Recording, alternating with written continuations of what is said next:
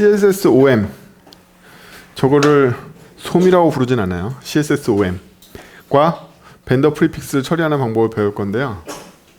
CSS는 우리가 스펙을 살펴보니 난잡하죠. 예, 난잡하다 보니까 브라우저마다 지원 상향이 극적으로 변합니다.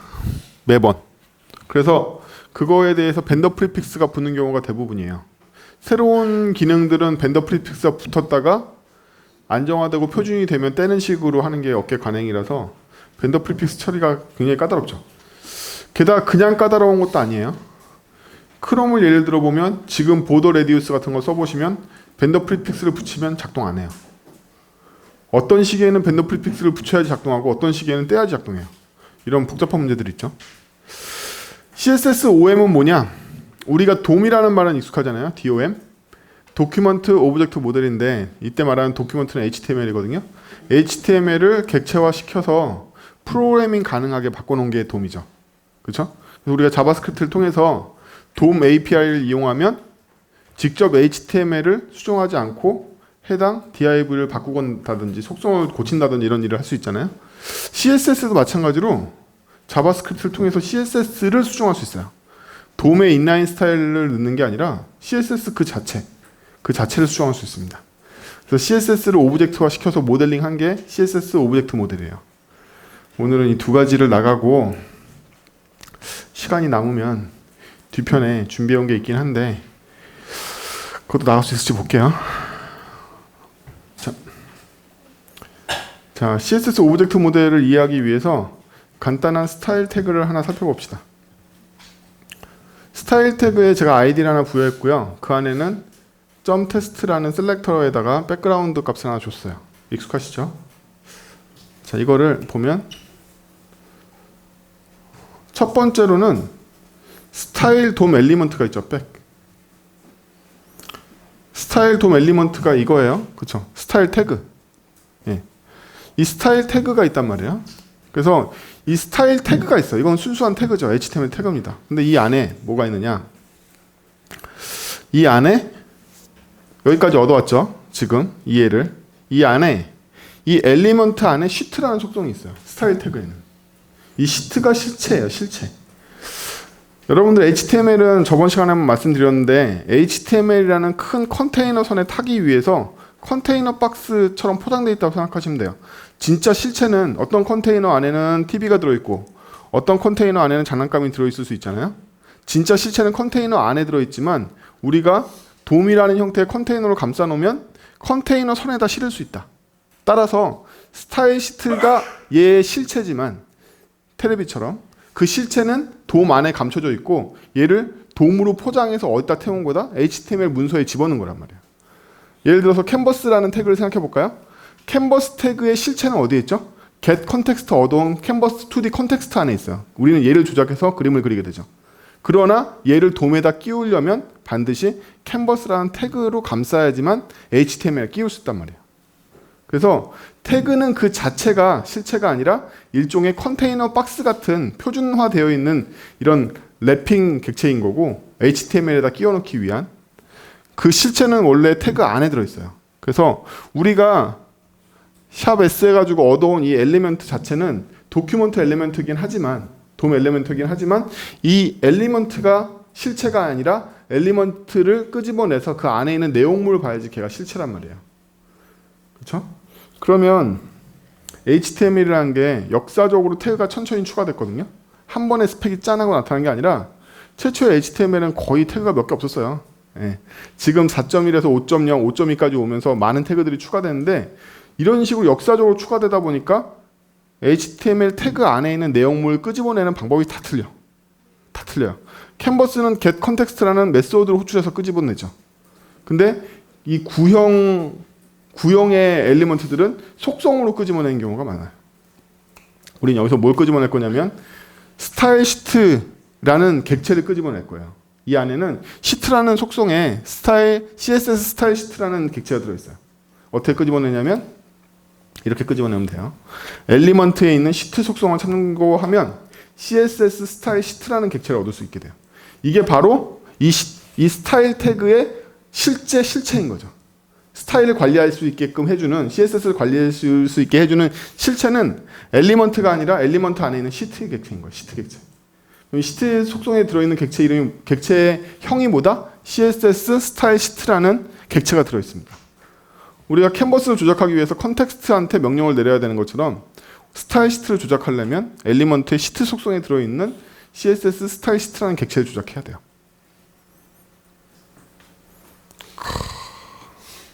이 분위기는 절반이 전멸할 것 같은 이 분위기는. 자, 오늘 수업은 이 수준보다 조금씩 더 어려워져요. 그래서 차근차근 따라오시되 너무 어려우시면 나중에 영상으로 반복하실 생각하시고 편하게 들으세요. 네. 원래 프로그래밍적인 소양이 없으신 분도 계실 테고 자바스크립트나 프론트엔드 개발을 하시다 오신 분도 계실 거예요. 프론트엔드 개발을 하시다 오신 분들은 자바스크립트를 아시니까 좀 더 이해하시기 편할 테고 나는 퍼블리싱만 하고 HTML하고 CSS밖에 몰라 이러면 내용이 아무래도 어렵죠. 예. 어려운 분들은 이걸 프로그래밍이 어떻게 작동하는지로 이해하려고 그러지 말고 그냥 직관적으로 이해하세요. 아, 도큐먼트는 아까 HTML이랬지. HTML에서 이 샵 S라는 이거는 친숙하시잖아요. CSS 셀렉터하고 똑같으니까. 이 객체를 얻어왔는데 얘가 이거니까 이 태그를 얻어왔나 보다. 이 태그 안에서 시트를 꺼내온 걸 앞으로 시트라고 하자. 이렇게 직관적으로 코 따라서 영어처럼 읽으시면 돼요. 시트는 어떤 속성을 갖고 있냐면 안에 CSS 룰스라는 리스트를 갖고 있습니다. 배열을 갖고 있어요. 일종의. 그래서 이 안에 수많은 룰들을 소유하게 돼요. 룰스 안에 룰들이 들어있는 거죠. 이 룰 리스트 안에 CSS 룰 리스트 안에 여러 룰들이 들어있어요. 그래서 시트에 CSS 룰스라는 속성을 끄집어내면 이 안에 많은 룰들이 들어있는 리스트를 얻게 돼요. 리스트를 얻게 됩니다. 여러분들 이거 따라치셔도 돼요. 네, 따라쳐 보셔도 됩니다. 지금 HTML 만들어서 여기까지 저희한테 시켜볼까요? 총무한테? 네, 좋네. 이거 어떻게 절반 못 쓰나? 아니다, 그냥 써라. 자, 지금 우리 총무가 어느 정도 쳐놨죠? 확대. 여기까지 했어. 이거 지우고. 여기 치워. 18, 19, 20 치워. 아이디 안에 있던 거 왜 지웠어?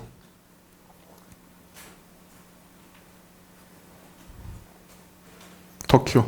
안 보여. 오케이. 내려가 좀. 오케이. 자, HTML 문서 안에 좀 올라가야지. 스타일 태그를 만들어서 아이디를 S를 주고 테스트라는 셀렉터에다가 백그라운드 값을 하나 줬죠. 여기에 접근하기 위해서 S라는 엘리먼트에 들어가서 S의 시트를 찾고 시트에 있는 CSS 룰을 찾는 과정이었어요.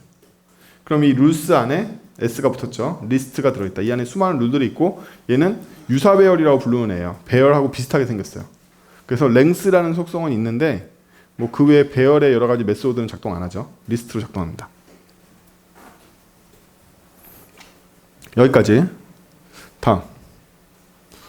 그러면 리스트 안에 당연히 이 룰들이 여러 개 들어있겠죠. 이게 여러 개 들어있습니다. 룰들이. 그래서 이걸 하나의 아이템이라고 본다면 이 하나하나가 룰이 돼요. 룰이 됩니다. 그래서 이 룰을 하나만 얻고 싶어. 그럼 리스트에 있는 0번째 룰을 하나만 얻어올 수 있겠죠. 리스트에 여러 개가 들어있을 테니까 이 중에 하나만 얻어오는 거예요. 근데 이제 여러분들이 대충 눈치를 까셔야 되는데 이 0번에 들어있는 애가 바로 얘예요. 여기에 여러분들이 여러 개를 정의하셨다면 0, 1, 2, 3, 4, 5, 6 이 정의한 순서대로 아이템이 들어가 있을 거예요. 근데 지금은 저희가 이 시트 안에 하나의 룰만 정의했기 때문에 요거 하나가 바로 이 0번에 대응하는 룰 객체로 번역이 되어 있습니다. 이제 룰이 뭔지 대충 이해하셨죠? 룰이 뭐다? 하나의 CSS 정의가 하나의 룰이 된다. 그래서 우리가 HTML 태그 하나가 돔 엘리먼트 하나로 번역되는 것처럼 CSS에서는 이렇게 정의한 하나가 룰 하나로 번역이 돼요.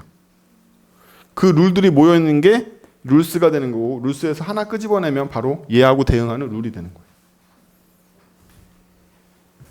자, 근데 이 룰의 속성이 여러 가지가 있습니다. 이 룰에는 타입이라는 속성이 있고요. 셀렉터 텍스트라는 속성이 있고 마지막으로 스타일 객체가 들어있어요. 스타일 객체가 들어있습니다. 여러분은 이 스타일 객체 보신 적 있어요? 어디서 보죠? 돔 엘리먼트에 보면 돔 엘리먼트에도 이 똑같은 스타일 객체가 들어있어요. 인라인 스타일을 주관하고 있는 녀석인데 저희가 어떤 도큐먼트를 얻어와서 엘리먼트를 얻으면 엘리먼트의 스타일 속성을 이용해서 걔를 조작하잖아요. 그거랑 똑같은 객체예요. 어떤 객체냐면 CSS 스타일 데클레이션이라는 이 클래스의 객체인데 이게 들어있어요. 어디에도? 돔에도 들어있지만 룰에도 들어있다. 룰 안에도 들어있어. 룰 안에 스타일 객체와 셀렉터 텍스트와 타입이 들어있다. 셀렉터 텍스트 뭘까요? 아까 기준으로 점 텍스트가 바로 점 테스트라는 그 셀렉터 있잖아요. 걔가 바로 이 셀렉터 텍스트가 되는 거예요. 그래서 가보면 얘의 룰이죠. 셀렉터 테스트를 가져와 보면 뭐가 나오냐면 점 테스트가 나온다. 또 이 스타일 객체가 있다고 그랬죠. 이 안에도 돔처럼. 그럼 돔에 있는 스타일 객체 쓰는 것처럼 룰에 있는 스타일 객체의 백그라운드 조회해보면 뭐가 나온다? 샵 FF0 혹은 옐로우 같은 게 나오겠죠. 자, 코드로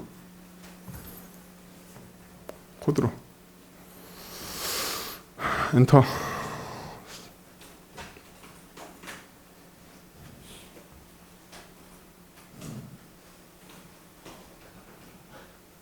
콘솔 로그. 그냥 룰 때려. 가자. FCP.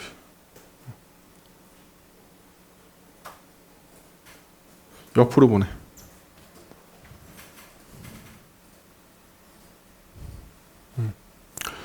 여기 저희가 지금 콘솔에 찍은 게 얘란 말이에요. 얘를 확인해 볼까요? 확장해서 뭐가 들어있는지. CSS니까 셀렉터 텍스트라는 속성이 있다고 그랬잖아요. 제가 이 속성에 점 테스트가 들어있죠. 정확하게. 그리고 얘가 스타일 CSS 스타일 디클레이션이라는 이 객체가 들어있다고 그랬잖아요. 얘도 확장해 볼까요? 확장해 보면 수많은 속성이 있을 텐데 그 중에 우리가 궁금한 건 백그라운드라는 속성이란 말이야. 내려가 보면 백그라운드 속성에 우리가 지정했던 노란색이 들어와 있죠. 이렇게. 그렇죠? 지정돼 있어요. 그래서 우리가 HTML에서 텍스트를 통해서 정의했던 CSS가 실제로 브라우저가 해석 과정을 거치고 나면 내부에는 이러한 형태의 메모리에는 객체 형태로 이렇게 저장이 돼 있어서 하나하나 다 할 수 있는 형태로 바뀌어져 있어요.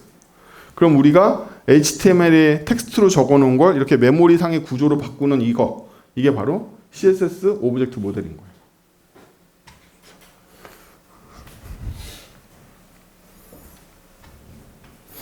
근데 아까 타입이라는 속성이 있다고 그랬죠? 브라우저로 들어가 봐.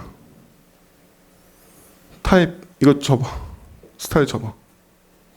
예, 타입이 1이라고 나와 있네요. 이 룰의 타입이 1이라고 나와 있잖아요. 그렇죠? 얘는 1번 타입의 룰이에요. 1번 타입의 룰은 일반적으로 CSS 정의에 대한 룰이에요. 근데 이 타입이 굉장히 많습니다. 그래서 타입에 대해서 소개를 할게요. 시트가 소유할 수 있는 수많은 타입들이 있는데 첫 번째 타입이 스타일 룰이에요. 스타일 룰은 안에 들어있는 객체가 CSS 오브젝트가 들어가게 되게 됩니다. 이거 외에도 여러분들이 CSS 안에서 골뱅이 캐릭터 셋이라는 걸 줄 수 있는데 그것도 시트가 소유하는 룰 중에 하나가 돼요. 이런 캐릭터 셋 룰, 임포트 시킬 수 있죠. 임포트도 하나의 룰로 들어오게 돼요. 임포트 룰. 미디어 쿼리 쓸 때 쓰는 미디어 룰도 있고 폰트 페이스. 우리 외부에서 웹 폰트 같은 거 인클루드 하려면 폰트 페이스 선언한 다음에 써야 되죠.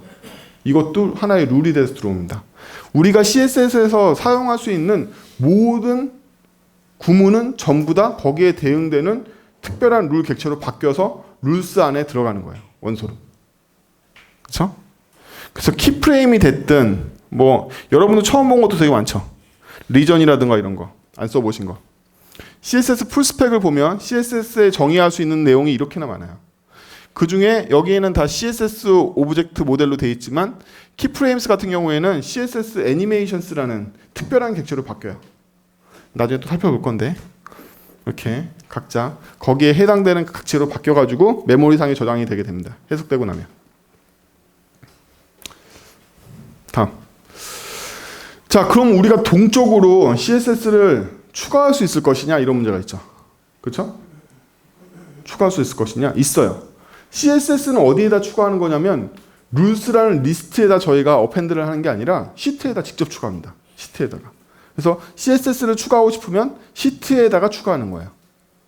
아까 리스트였던 룰스에다 추가하는 게 아니라 룰스에다 임의로 저희가 하나 추가한다고 추가가 되는 게 아니라 시트한테 의뢰를 해야 돼요. 시트야 이런 것 좀 하나 추가해줘. 왜냐하면 아까 스타일 시트 객체 그 자체가 시트이기 때문에 시트한테 부탁을 해야 돼요. 시트한테 추가해달라고 부탁하는 방법이 바로 인서트 룰이에요. 인서트 룰을 쓰시는 방법을 잘 보면 이 안에 우리가 HTML에서 CSS 쓸 때랑 완전히 똑같은 구문을 집어넣고 있죠. 내가 이런 걸 줄 테니 네가 알아서 파싱해서 집어넣어줘 이런 뜻이에요. 네가 해석해. 네가 이걸 타입 1로 볼지 타입 13번으로 볼지 다 네가 알아. 난 모르겠고 이거 넣어줘. 이렇게 하는 거죠. 그렇죠? 근데 두 번째 인자는 뭐냐면 어느 위치에 넣을래? 인덱스 번호를 지정하게 돼 있어요. 제가 여기에서 룰스의 랭스 제일 마지막에 넣어달라는 얘기죠. 원소가 3개 있는 애는 길이가 3이니까 제 랭스가 3일 거예요. 근데 인덱스상으로 보면 길이가 3이라는 건 0, 1, 2까지 있다는 얘기니까 우리가 넣고 싶으면 세 번째 인덱스에 넣고 싶어. 랭스를 넣으면 제일 마지막에 추가하는 효과가 생깁니다. 이거 CSS는 룰스 리스트 안에 순서가 굉장히 중요하죠. 제가 점 테스트에 대한 룰을 2번 지정했는데 밑에 있는 게 이겨요. 위에서 위스 100 했다 밑에서 위스 200 하면 200이 이기는 거예요. 그렇죠? 같은 속성에 대해서. 그래서 순서가 굉장히 중요합니다.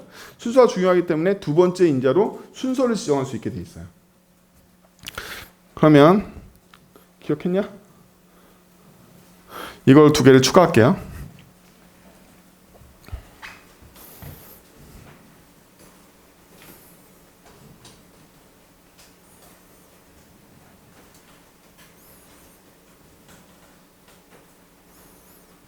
엔터 치고 위로 올려서 하라니까. 밑에 있으면 힘들어. 내려 올려. 옳지. 노트북 갖고 여러 되신 분들 치세요. 다 이 치는 속도로 가는 거니까. 하나 더 추가하죠. 예. 저희 총무가 일부러 치는 거예요. 카펜 페스트 하면 되는데 따라 치시라고. 중괄호 닫아야지.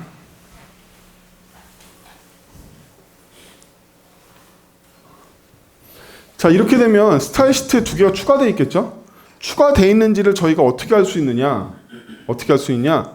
시트에는요, 현재 자기 시트 상태를 표현하고 있는 CSS 텍스트라는 이너 HTML 비슷한 녀석이 있어요. 걔를 이용해 출력해 보면 돼요. 엔터. 콘솔 로그 시트 점 CSS 대문자 텍스트. 대문자 맞아. 근데 여기만 출력하면 섭섭하잖아. 인서트 하기 전으로 출력해야지.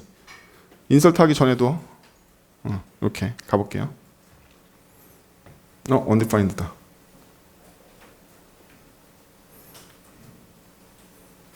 그냥 시트 출력해봐.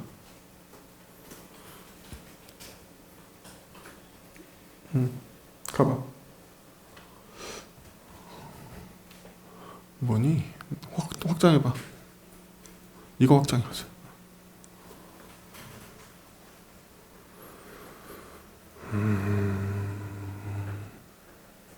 너 이거 버전 얼마지? 크롬 버전 좀 봐봐.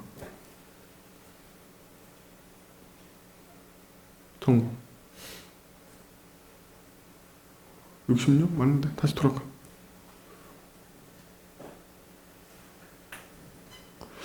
여기 딱히 좋진 않네요. 어쨌든 여기서 보이니까 볼게요. 여기 보면 CSS 룰 리스트를 갖고 있다고 그랬죠. 시트가. 이 안에 들어와 있는 게 원래는 테스트 하나밖에 없었는데 레드하고 블루가 추가된 게 보이시죠? 예. 그럼 진짜로 추가됐느냐? 봐야지 알겠죠? HTML로 가서 위에 body 안에다가 div 2개 만들어서 클래스 레드 블루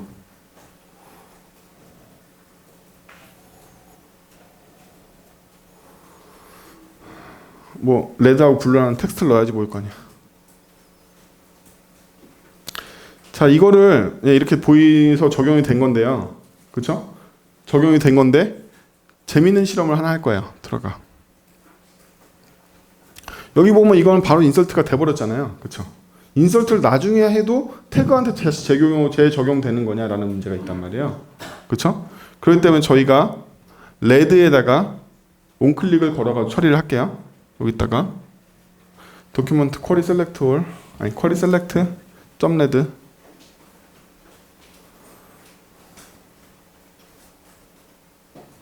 onClick. 그냥 언더 화살. 중괄호. 저 밑에까지 감사. 28번째 줄까지. 집어넣어. 이거 2개.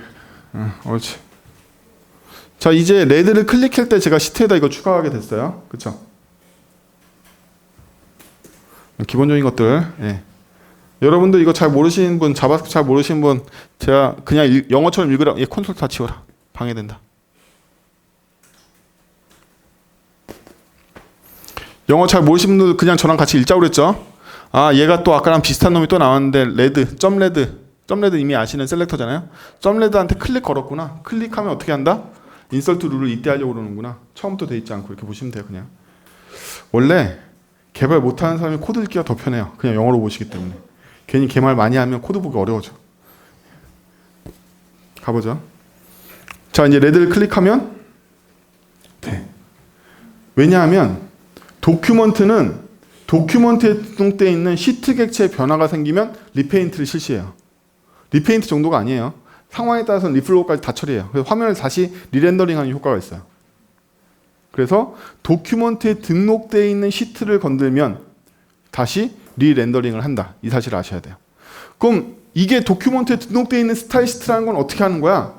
그거야 도큐먼트에 처음부터 저희가 스타일 태그를 박아놨잖아요. 그렇죠? 에디터로. 저희가 처음부터 위에 HTML에 스타일 태그를 박아놨잖아요. 그러니까 얘는 원래부터 도큐먼트에 등록되어 있는 태그예요. 등록되어 있는 태그다 보니까 등록되어 있는 스타일 시트는 따로 관리해. 이걸 어디서 볼 수 있느냐? 브라우저로. 도큐먼트.시트 스타일 시트. 이 S라고 도큐먼트에 현재 등록되어 있는 애가 보인단 말이에요. 그렇죠? 여기에 보면 0번째 스타일 시트하고 1번째 스타일 시트 들어와 있죠? 둘 다 확장. 그럼 얘하고 얘가 있는데 1번부터 확장해 볼까요? 1번 보면 룰 확장해. 이게 저희가 만든 거죠. 0번은 뭘까요? 0번도 확장해 볼까요? 0번의 룰 없죠. 이게 뭐냐면 자, 도큐먼트에 있는 스타일 시트라는 이 속성을 보면 이 안에 스타일 시트가 여러분들이 링크를 부르셨던 스타일 태그를 쓰셨던 다 여기에 차곡차곡 등록이 됩니다.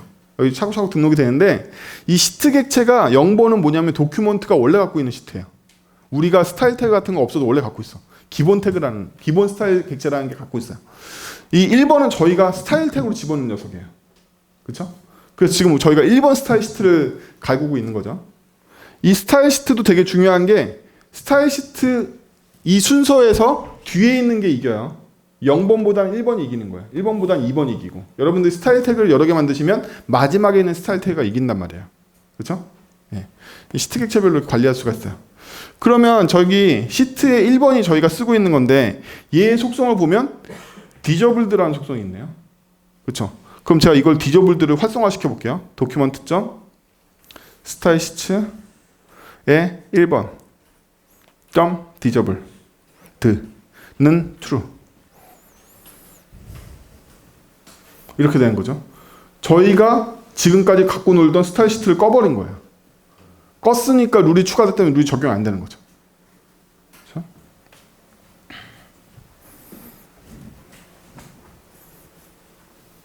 그래서 지금 우리가 뭐 했냐면 인서트 룰을 했고 딜리트 룰은 간단해요. 딜리트 룰을 해서 딜리트 룰은요. 근데 뭘만 받냐면 인덱스밖에 안 받아줘요. 현재 랭스에서 -1 하면서 가장 마지막 녀석을 제거할 수 있으니까 이렇게 하면 블루가 제거될 거예요. 실제로 블루를 제거해보죠. 코드로 블루에다 걸어. 온클릭 카피해.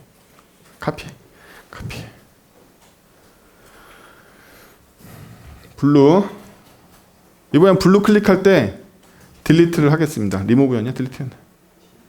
딜리트 룰 인서트 대신에 딜리트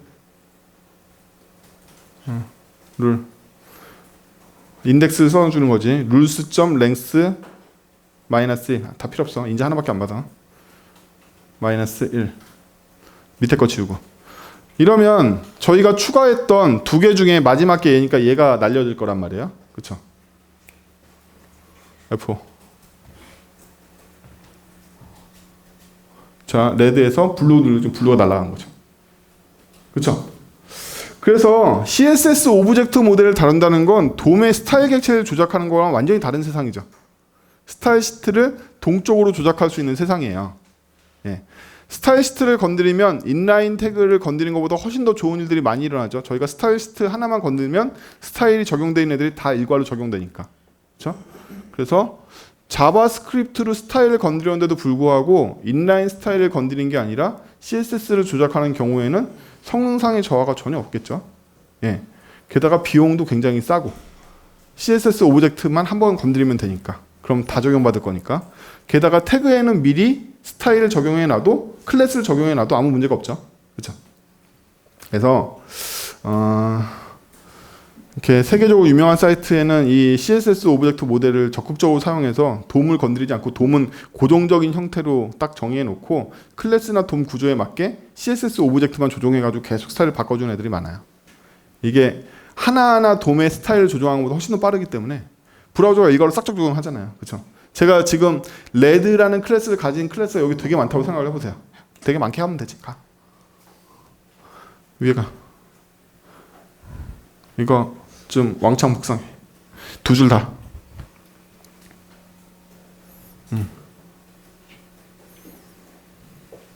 그리고 제일 위에 놈한테만 레드 띄고 레드 원. 아니 레드 1. 아니 레드 띄고 레드 1. 오케이. 밑에 블루 1. 온클릭 1.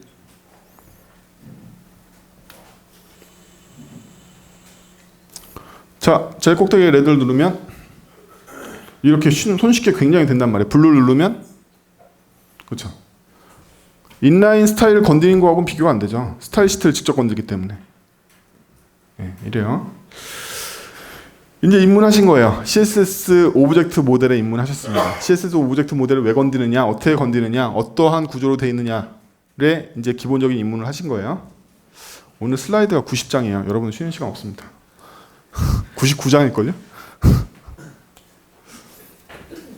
자, 그러면 이제 본격적으로 CSS 오브젝트 모델에 대한 기본을 잡았으니까 이걸 이용해서 CSS 전체를 안정적으로 스크립트로 통제할 수 있는 프레임워크를 만들어 볼 거예요. 프레임워크를 이 시간에 만듭니다. 자바스크립트 잘 모르는데, 나 ES6 잘 모르는데 괜찮아요? 아, 괜찮나? 안 괜찮나? 저랑 해봐요. 예. 저희가 해결하고 싶은 최우선적인 목표는 뭐냐면 벤더 프리픽스예요. 근데 벤더 프리픽스 말고도 지금 레드와 블루의 예제에서 보시면 뭘 할 수 있죠? 동쪽으로 스타일을 관리할 수 있다는 이점도 생기죠. 그래서 이 두 가지를 같이 누릴 건데 벤더 프리픽스를 먼저 해결하고 싶어요. 근데 벤더 프리픽스는요, 실행 중에 그 속성을 확인해 보는 수밖에 없어요. 예를 들면 이런 게 안 통한다는 거예요. 브라우저가 크롬이라면 보더 레디우스에는 웹킷을 붙이자. 이런 게 안 통해요. 왜? 똑같은 크롬이 버전 54에서는 웹킷을 붙여야 되는데 버전 66에서는 붙이면 안 돼. 뭐 이런 식으로 작동한단 말이에요. 그럼 뭐만 가능하지? 내가 보더 레디우스를 적용하려고 했더니 그런 애가 진짜로 있나? 이걸 그때그때 확인하는 수밖에 없다는 거예요. 미리 어떤 공식 같은 걸 만들어 놓을 수가 없어. 실행 도중에 확인하는 수밖에 없어. 이 속성이 진짜로 있을까 없을까를 실행할 때 확인하는 수밖에 없다는 거예요. 공식을 미리 만들어 놓을 수가 없어. 그렇죠? 그리고 두 번째 문제는 뭐냐면 지원하지 않는 속성이나 값이라는 게 존재합니다. 브라우저마다. 대표적으로 i7에는 RGBA라는 컬러 값을 지정하면 브라우저가 죽어요. 여러분 나중에 버추얼박스나 뭐 이런 걸로 해가지고 가상머신으로 i7 띄워보시면요. XP 깔아가지고 i7에서 백그라운드에 RGBA 주면 자바스크립트가 뻗는 것처럼 브라우저가 뻗어버려요. 그냥. 네. 이 일은 다른 브라우저에서도 일어납니다. 오페라도 그런 식으로 죽일 수 있고요. 많은 핵들이 스타일리스트 코드를 이용해서 브라우저를 죽일 수 있는 핵들이 굉장히 많아요. 보안을 검증하고 있는 자바스크립트가 돌고 있는데 중간에 CSS 공격으로 브라우저를 멈추게 시키고 보안을 패스시키고 뭐 이런 핵들도 되게 많거든요. 여러분들이 이렇게 다 이렇게 인간은 선해 뭐 이런 세상에 살면서 개발하려고 그러시잖아요. 왜 개발을 그렇게 하지? 근데 이제 그 반대편에 살고 있는 사람들은 어떻게든 이걸 크래킹하려고 그런단 말이에요. 그렇죠? 네, 그래요. 여러분들은 다 이렇게 아름다운 세상의 개발을 배우면서 아 이거 참 잘 안 되네 뭐 이렇게 착하게 사는데 그 반대편에 있는 개발자들은 오직 이거를 깨트리고 해킹하고 뭐 암호를 깨고 이런 이것밖에 관심이 없는 애들도 되게 많아요. 저도 물론 그렇습니다. 어쨌든 그렇기 때문에 지원하지 않는 속성이나 값에 대해서 우아하게 실패를 처리하고 싶어. 부드럽게. 여기서 그레이스풀은 꼭 우아하다는 뜻은 아니고요. 부드럽고 조용하게 사일런스하게 잘 처리하고 싶어. 깨트리기도 싫고 박살내기도 싫고 뭐 이렇게 하고 싶어. 그냥 없었던 일처럼 하고 싶어. 이런 거죠. 그 다음에 뭐 이건 이제 나중에 다룰 문제인데 계층 구조에서 이 최적화해야 되는 여러 가지들이 많이 생겨요. 계층 구조에서 최적화라는 개념들이 많이 생기는데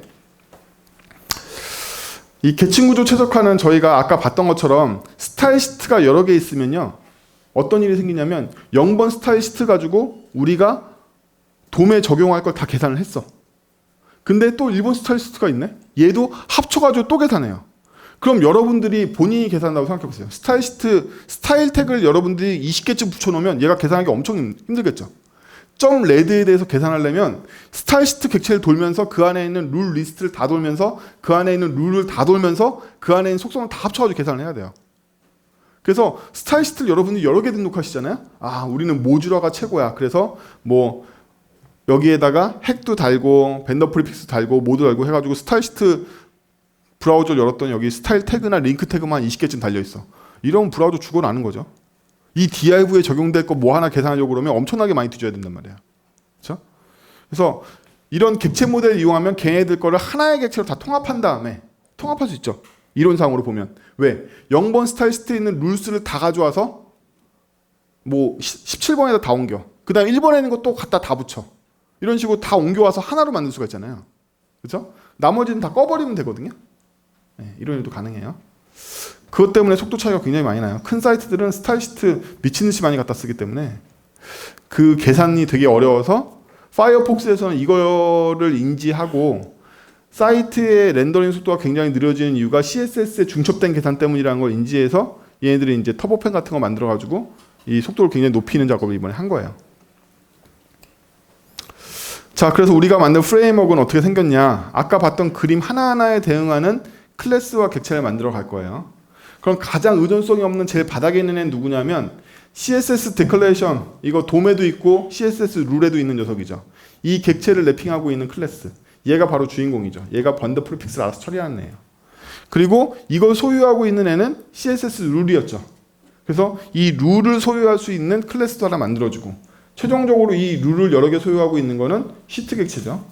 예, 시트 객체가 마지막으로 객체가 돼서 나중에 포함 관계가 UML 보신 적 없는 분들이 많으실 텐데 이 포함 관계가 어떻게 되냐면 시트 객체는 룰을 여러 개 소유할 수 있게 돼 있고 이 여러 개라는 뜻이에요. 여러 개 소유하게 돼 있고 룰은 스타일을 또 갖게 돼 있고 이렇게 이런 관계를 만들 거예요. 그러면 가장 의존성이 없는 것부터 만드는 게 쉽거든요. 여기 보면 화살표가 가리키는 방향이 의존하고 있는 방향이에요. 이게 무슨 뜻이냐? 시트 객체는 반드시 룰을 알고 있어야 되는데 룰도 반드시 스타일을 알고 있어야 돼. 스타일을 알고 있어야 되는 애들이 없죠. 그러니까 스타일부터 만드는 거예요. 이런 경우에. 스타일 클래스를 저랑 같이 만들어 볼 거예요. 자, 스타일 클래스는 바로 아까 봤던 그림에서 여기에 해당됩니다. 룰스 안에 수많은 룰들이 들어있는데 룰 안에 보면 스타일이라는 객체가 들어있어. CSS 디클레이션이라는 이 객체가 들어있어. 얘를 추상화해서 하나의 객체로 만들 거란 말이죠.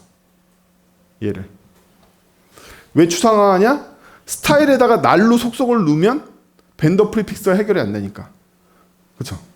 그걸 해결하고 싶은 거예요. 여기다가 날로 넣지 않고 우리가 만든 구조를 통해서 넣어야지만 벤더 프리픽스가 자동으로 처리되게 하려고 그래서 이걸 만드는 거예요. 자, 아까 코드를 자세히 보죠. 이런 스타일 객체에 이런 애가 있으면 시트 객체 얻고 룰스 얻어서 룰을 얻었는데 룰 안에는 뭐가 있다? 셀렉터 테스트와 스타일 객체가 있는 거죠. 그렇죠? 이렇게 있었잖아요. 스타일 객체가.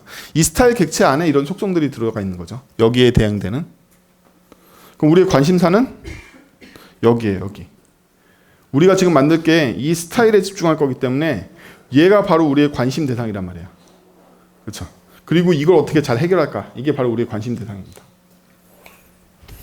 그럼 이것만 보죠. 자, 그러면 이제 스타일이란 클래스를 저희가 만들 건데 스타일 클래스를 만들기 전에 필요한 유틸리티들이 몇 개 있어요. 몇 개 있는데 첫 번째는 벤더 프리픽스 문자열이 필요합니다. 브라우저마다 다양한 벤더 프리픽스 문자열이 있어요. 여러분들 웹킷밖에 안 보셨을지 모르겠지만 웹킷 외에도 모질라에서 쓰고 있는 파이어폭스 온 모즈라는 게 있고요. MS 브라우저 엣지나 IES 쓰고 있는 MS라는 거 있고, 크롬은 웹킷도 쓰지만 크롬 전용 속성은 크롬이라는 벤더 프리픽스가 붙어 있어요. 오페라는 O가 붙어 있고, 리눅스에 있는 컨커러 브라우저는 KHTML이라는 이 프리픽스를 써요. 이거 외에도 제가 메이저하지 않은 브라우저들까지 포함하면 벤더 프리픽스가 한 20종이 넘어요. 근데 가장 메이저한 애들만 고른 거예요. 그래서 지금 프리픽스라는 애를 스플릿한 건 컴마로 나눴다는 얘기거든요. 그래서 이것도 배열로 갖고 있을 거고요. 그 앞에는 진짜 속성과 가짜 속성을 묶어주는 맵을 하나 만들어놨어요. 맵은. 그래서 맵의 키는 뭐가 될 거냐면 우리가 일반적으로 쓰고 있는 이 속성이 될 거고, 그 키에 들어가는 값은 이 브라우저에서 벤더 프리픽스를 포함해서 지원하는 진짜 이름으로 바뀔 거란 말이에요. 이제 코드에서 나오면 되니까. 넌이라는 건 심볼로 하나 정해놨는데 저 넌을 언제 쓸 거냐면 이러한 속성은 이 브라우저가 지원하지 않아를 표시하기 위한 장치예요. 근데 우리는 실행 도중에 이 속성이 있는지 물어보는 수밖에 없다고 그랬죠. 공식이 없어서. 누구한테 물어볼 거냐는 거예요. 예를 들면 보도 라디우스라는 속성이 있냐? 라고 누구한테 물어볼 거냐는 거지. 그 물어볼 대상이 어떤 브라우저나 반드시 갖고 있는 도큐먼트의 바디의 스타일한테 물어보면 돼요. 도큐먼트 바디에 있는 스타일이 그 속성을 갖고 있다라면 이 속성은 존재하는 거야. 이렇게 확정 지을 수 있다는 거야. 바디한테 없는 속성이면 이 브라우저는 그 속성을 안 갖고 있는 거야. 이렇게 판단할 수 있다는 거죠. 그렇기 때문에 저희가 베이스로 도큐먼트 바디의 스타일을 잡아놓는 거예요. 이제부터 그 속성이 진짜 존재하는지 아닌지는 저 베이스한테, 즉 바디의 스타일한테 물어볼 거예요. 그렇죠? 그래서 두 가지를 해결하려고 그래요. 지원하지 않는 속성은 부드럽게 실패하기 위해서 넌이라는 걸 사용할 거고, 그 다음에 벤더 프리픽스를 런타임에 패치하기 위해서 베이스, 바디에 있는 스타일 객체를 이용할 거다. 그렇죠? 이 두 가지만 일단 기억해두고 차근차근 만들어보죠. 그러면 제가 표준 이름을 인자로 보냈는데 진짜 이름을 어떻게 얻는지를 곰곰이 생각해 봅시다. 표준 이름, 예를 들면 보도 레디우스라고 해보죠. 보도 레디우스를 보냈는데 제가 실제로 이 브라우저가 보도 레디우스를 지원하면 보도 레디우스라는 이름을 그대로 받아야 되고, 이 브라우저는 보도 레디우스를 보냈더니 난 그런 건 없고 웹킷 보도 레디우스는 있어. 이런 보도 레디우스 대신에 웹킷 보도 레디우스를 우리가 받아야겠죠. 진짜 겟키, 정말 키를 받으려면 이 브라우저가 지원하는 진짜 키를 받을 수 있어야 된단 말이에요. 혹은 어떤 브라우저는 없으니까 I 같은 애들은 넌이라고 반환을 해야겠죠, 저한테. 이건 그런 함수인 거예요. 저희가 표준 이름을 주면 얘 브라우저가 지원하는 진짜 이름으로 반환돼서 나오는 함수인 거죠. 그러면 첫 번째는 저희가 이 연산을 매번 할 수 없기 때문에 한 번 연산해서 진짜 이름을 알아냈으면 그거를 캐시를 잡아두려고 그럴 거예요. 이 캐시가 바로 프로프입니다. 이 프로퍼티 안에 저희가 맵으로 캐시를 잡아뒀기 때문에 제일 먼저 하는 일은 저 캐시에 있으면 캐시에 있는 값으로 줄래. 즉 내가 보낸 표준 이름에 해당되는 애가 그 캐시 안에 들어있다면 그 캐시 안에 있는 진짜 이름으로 주면 돼. 부터 일단 까는 거예요. 매번 이 밑에 계산하기가 싫은 거야. 그래서 한 번 하면 캐시에 저장해 둔다 라고 생각하시면 편해요. 그래서 첫 번째 전략은 저거죠. 내가 한 번이라도 진짜 이름을 확인한 적이 있다면 그 이름에 해당되는 진짜 이름을 캐시에서 꺼내주면 돼. 다음은 뭐냐? 다음은 내가 보낸 키가 베이스에 존재해. 이러면 얘는 이 키를 갖고 있는 거죠. 보도 레디우스를 보냈더니 바디 스타일의 보도 레디우스가 있어. 있다는 뜻이잖아요, 이게. 그렇죠? 바디 스타일의 보도 레디우스가 있어 라는 뜻이에요. 있으면 이때 이 시점에 바로 캐시를 잡는다는 거예요. 보도 레디우스는 뭐라고 잡힐까요? 보도 레디우스라고 잡히겠죠. 네가 보낸 이름 그대로 그 이름이 있어. 그럼 그 다음부터 보도 레디우스 물어보면 이 밑에까지 안 내려오고 여기서 처리될 거란 말이에요. 캐시에서. 아까 보도 레디우스는 보도 레디우스라고 등록을 해놨으니까. 두 번째부터는 여기에 걸릴 거라는 거지. 밑으로 안 내려오고. 아직은 눈이 안 풀린 거 보니까 괜찮은가 봐요. 그렇죠? 제가 코드 엄청 천천히 설명할 거거든요. 근데 없어. 즉 도큐먼트 바디 스타일에 그 속성이 존재하지 않아. 보더 레디우스가 존재하지 않아. 그럼 그 다음번 저희 전략은 뭐냐면, 야 그럼 프리픽스 붙인 건 존재하냐가 그 다음번에 저희 전략이에요. 너한테 보더 레디우스가 없는 건 알겠다. 근데 혹시 웹킷 보더 레디우스는 있냐? 아니면 모즈 보더 레디우스는 있냐? MS 보더 레디우스는 있어. 이걸 하고 싶은 거죠. 그게 그 다음번 저희 전략이에요. 그래서 여기에 안 걸리면 else로 뭐가 넘어오냐면 프리픽스를 썸으로 돌면서 물어보려고 그래. 여러분들이 배열의 썸이라는 메소드를 모르실 거예요. 이 썸이라는 메소드는 뭐냐면 배열의 원소를 하나씩 루프를 돌면서 제가 true를 리턴하면 거기서 멈춰요. 근데 true를 리턴하기 전까지는 계속 끝까지 돌아요. 중간에 스탑을 걸 수가 있어요.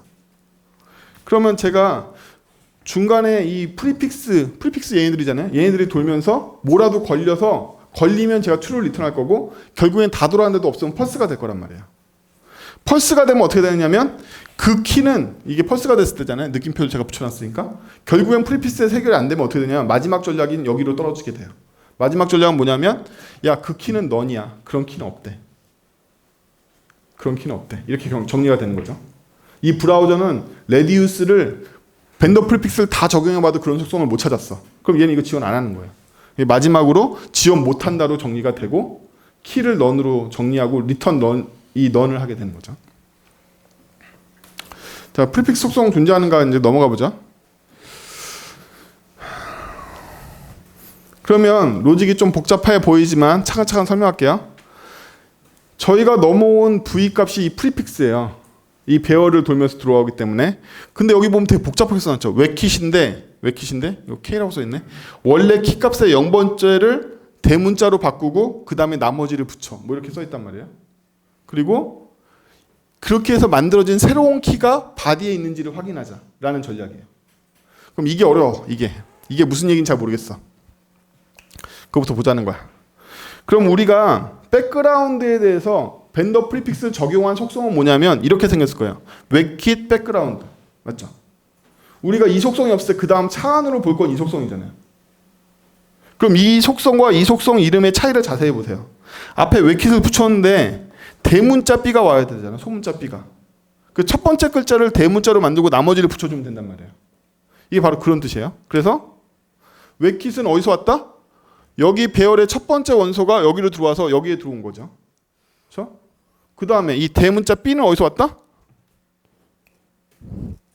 이 B가 첫 번째 글자가 대문자가 돼서 B가 붙은 거죠. 마지막으로 떨거지도 붙여주면 끝나는 거죠. 이게 바로 새로 만들어진 뉴키라는 거예요. 이게 바로 뉴키야. 백그라운드라는 속성이 없어서 여기까지 왔으니까 이제 웹킷 백그라운드는 바디에 있니? 라고 찾아보는 거죠. 그게 여기까지죠? 바디에 있니? 원래 속성은 없는데 웹킷 붙인 속성은 있냐? 이렇게 물어보는 거예요. 있으면 일로 들어왔겠죠? 있으면 이제 내가 보더 레디우스라고 부르면 웹킷 보더 레디우스가 진짜 이름이야 라고 캐시에 잡아두는 거예요. 그렇죠? 이 시점에 캐시에 잡는다. 그리고 나서 내가 리턴할 키는 더 이상 원래 키가 아니라 뉴 키가 리턴할 키가 되는 거죠. 그렇죠? 그리고 리턴 true를 해서 여기서 끊으면 돼. 아, 프리픽스에 걸렸어. 더 이상 루프 돌지 마. 얘 진짜 이름을 찾았다 하고서 썸한테 true를 리턴해서 끊어버리는 거예요. 그렇죠? 아니면 리턴 펄스로 계속 그 다음 걸 찾게 만드는 거죠. 그래서 리턴 true에 걸리면 이 썸 함수의 결과가 참이기 때문에 여기로 들어올 수 없게 돼요. 그냥 바깥으로 빠져나가게 돼요. 이게 거짓이어야지만 이 안으로 들어와서 넌이 되는 거예요. 그럼 여기에 걸리거나 아니면 여기에 걸리게 되는 거죠. 그렇죠?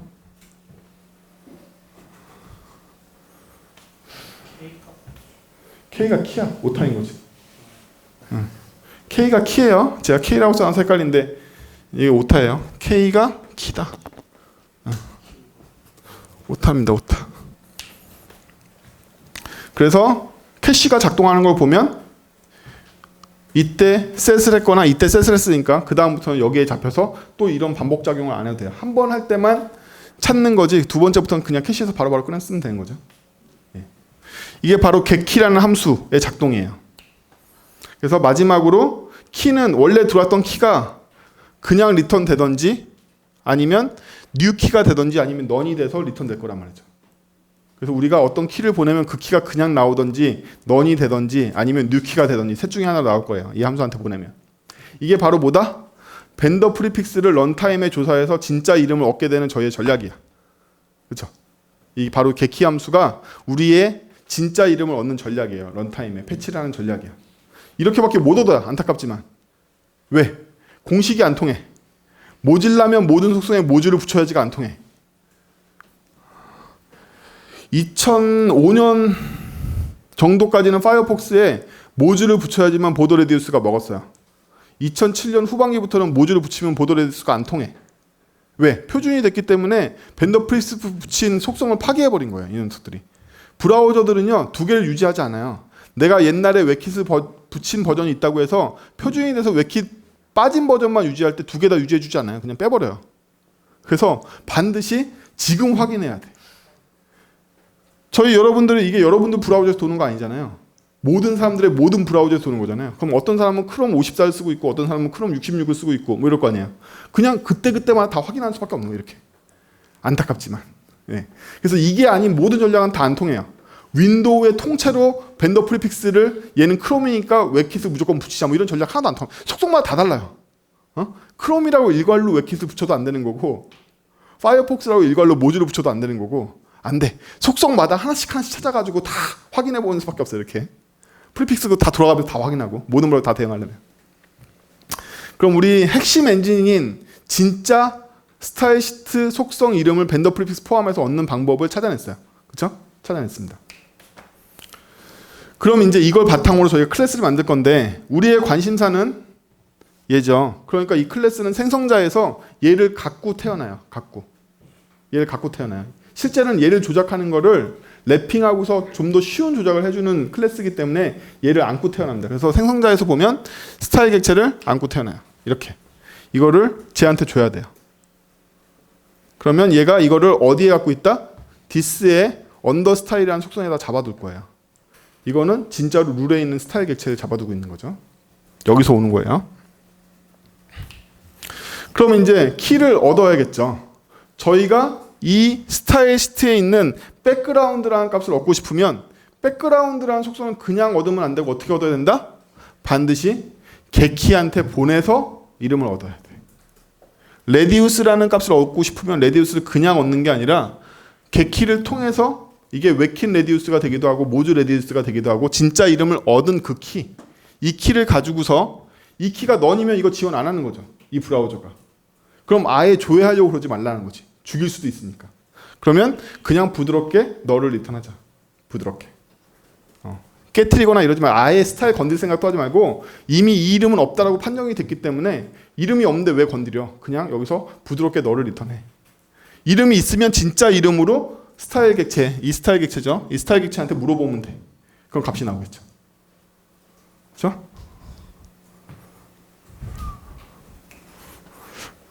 이걸 달성했어요. 우아하게 처리했습니다. 그래서 기존의 스타일 객체는 야생의 거라서 건들면 죽기도 하고 없는 키기도 하고 벤더 프리스 문제도 되게 많고 해서 굉장히 쓰기가 어려운데 우리가 개키 함수를 내장하고 있는 스타일 객체한테 이 룰에 있는 스타일 객체를 넘겨주면 얘는 굉장히 get을 통해서 우아하게 너를 바람받거나 아니면 진짜 값을 받거나 그렇죠? 우리가 신경 쓰지 않아도 브라우저에 다 대응하게 됩니다. 표준 이름만 보내면 되는 거죠. 덥네요. 습하고 비 와서. 셋 안 어렵죠? 똑같습니다. 셋도 그 키를 진짜 키를 찾았더니 그 키가 없으면 그 키가 넌이 아니면 그렇죠? 넌이 아니면 셋 해주면 되겠죠? 값을. 근데 넌이면 셋 할 필요가 없죠. 그리고 저희가 셋하는 경우에 셋하는 경우가 많아서 컴플런스로 보내려고 이렇게 디스 리턴에서 계속 셋을 호출할 수 있게 해주는 거예요. 이렇게 해서 스타일 객체를 감싸는데 성공했어요. 스타일 객체 클래스 자체는 별거 아니죠. getKey 함수가 핵심이에요. getKey 함수가 어떤 식으로 우아하게 속성을 얻어오는가 이게 이제 핵심인 거죠.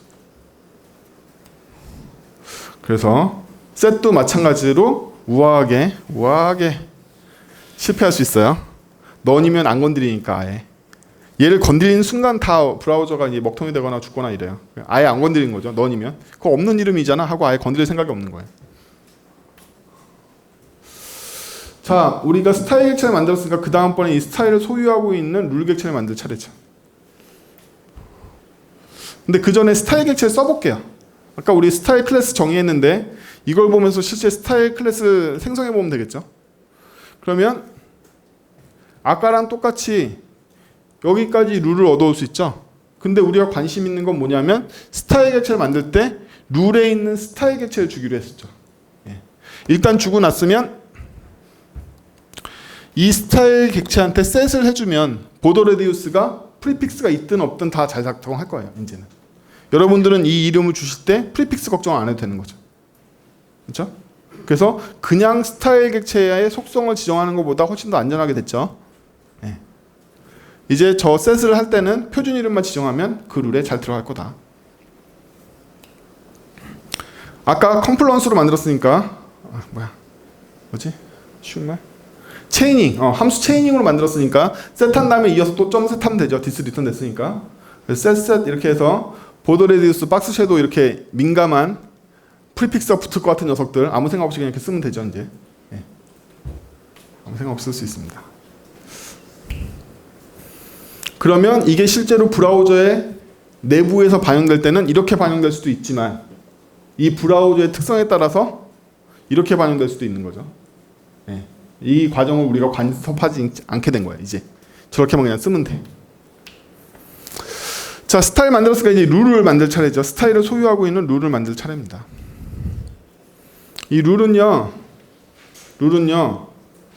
이만큼을 감싸야 되는 거죠. 이만큼을 타입 셀렉트 텍스트 스타일 객체 이만큼을 감싸는데 이만큼은 직접 감싸려고 그러지 않고요. 얘도 전략적으로 보면 그냥 원래 있는 룰 객체를 감싸는 클래스를 만들면 그만이에요. 예, 그렇게 심각하게 하나하나 분해해서 클래스의 속성을 잡으려고 그러지 않고 그냥 이걸 통으로 아까 얘를 통으로 그냥 집어삼킨 것처럼 이걸 통으로 집어삼키는 클래스를 하나 만들 거예요.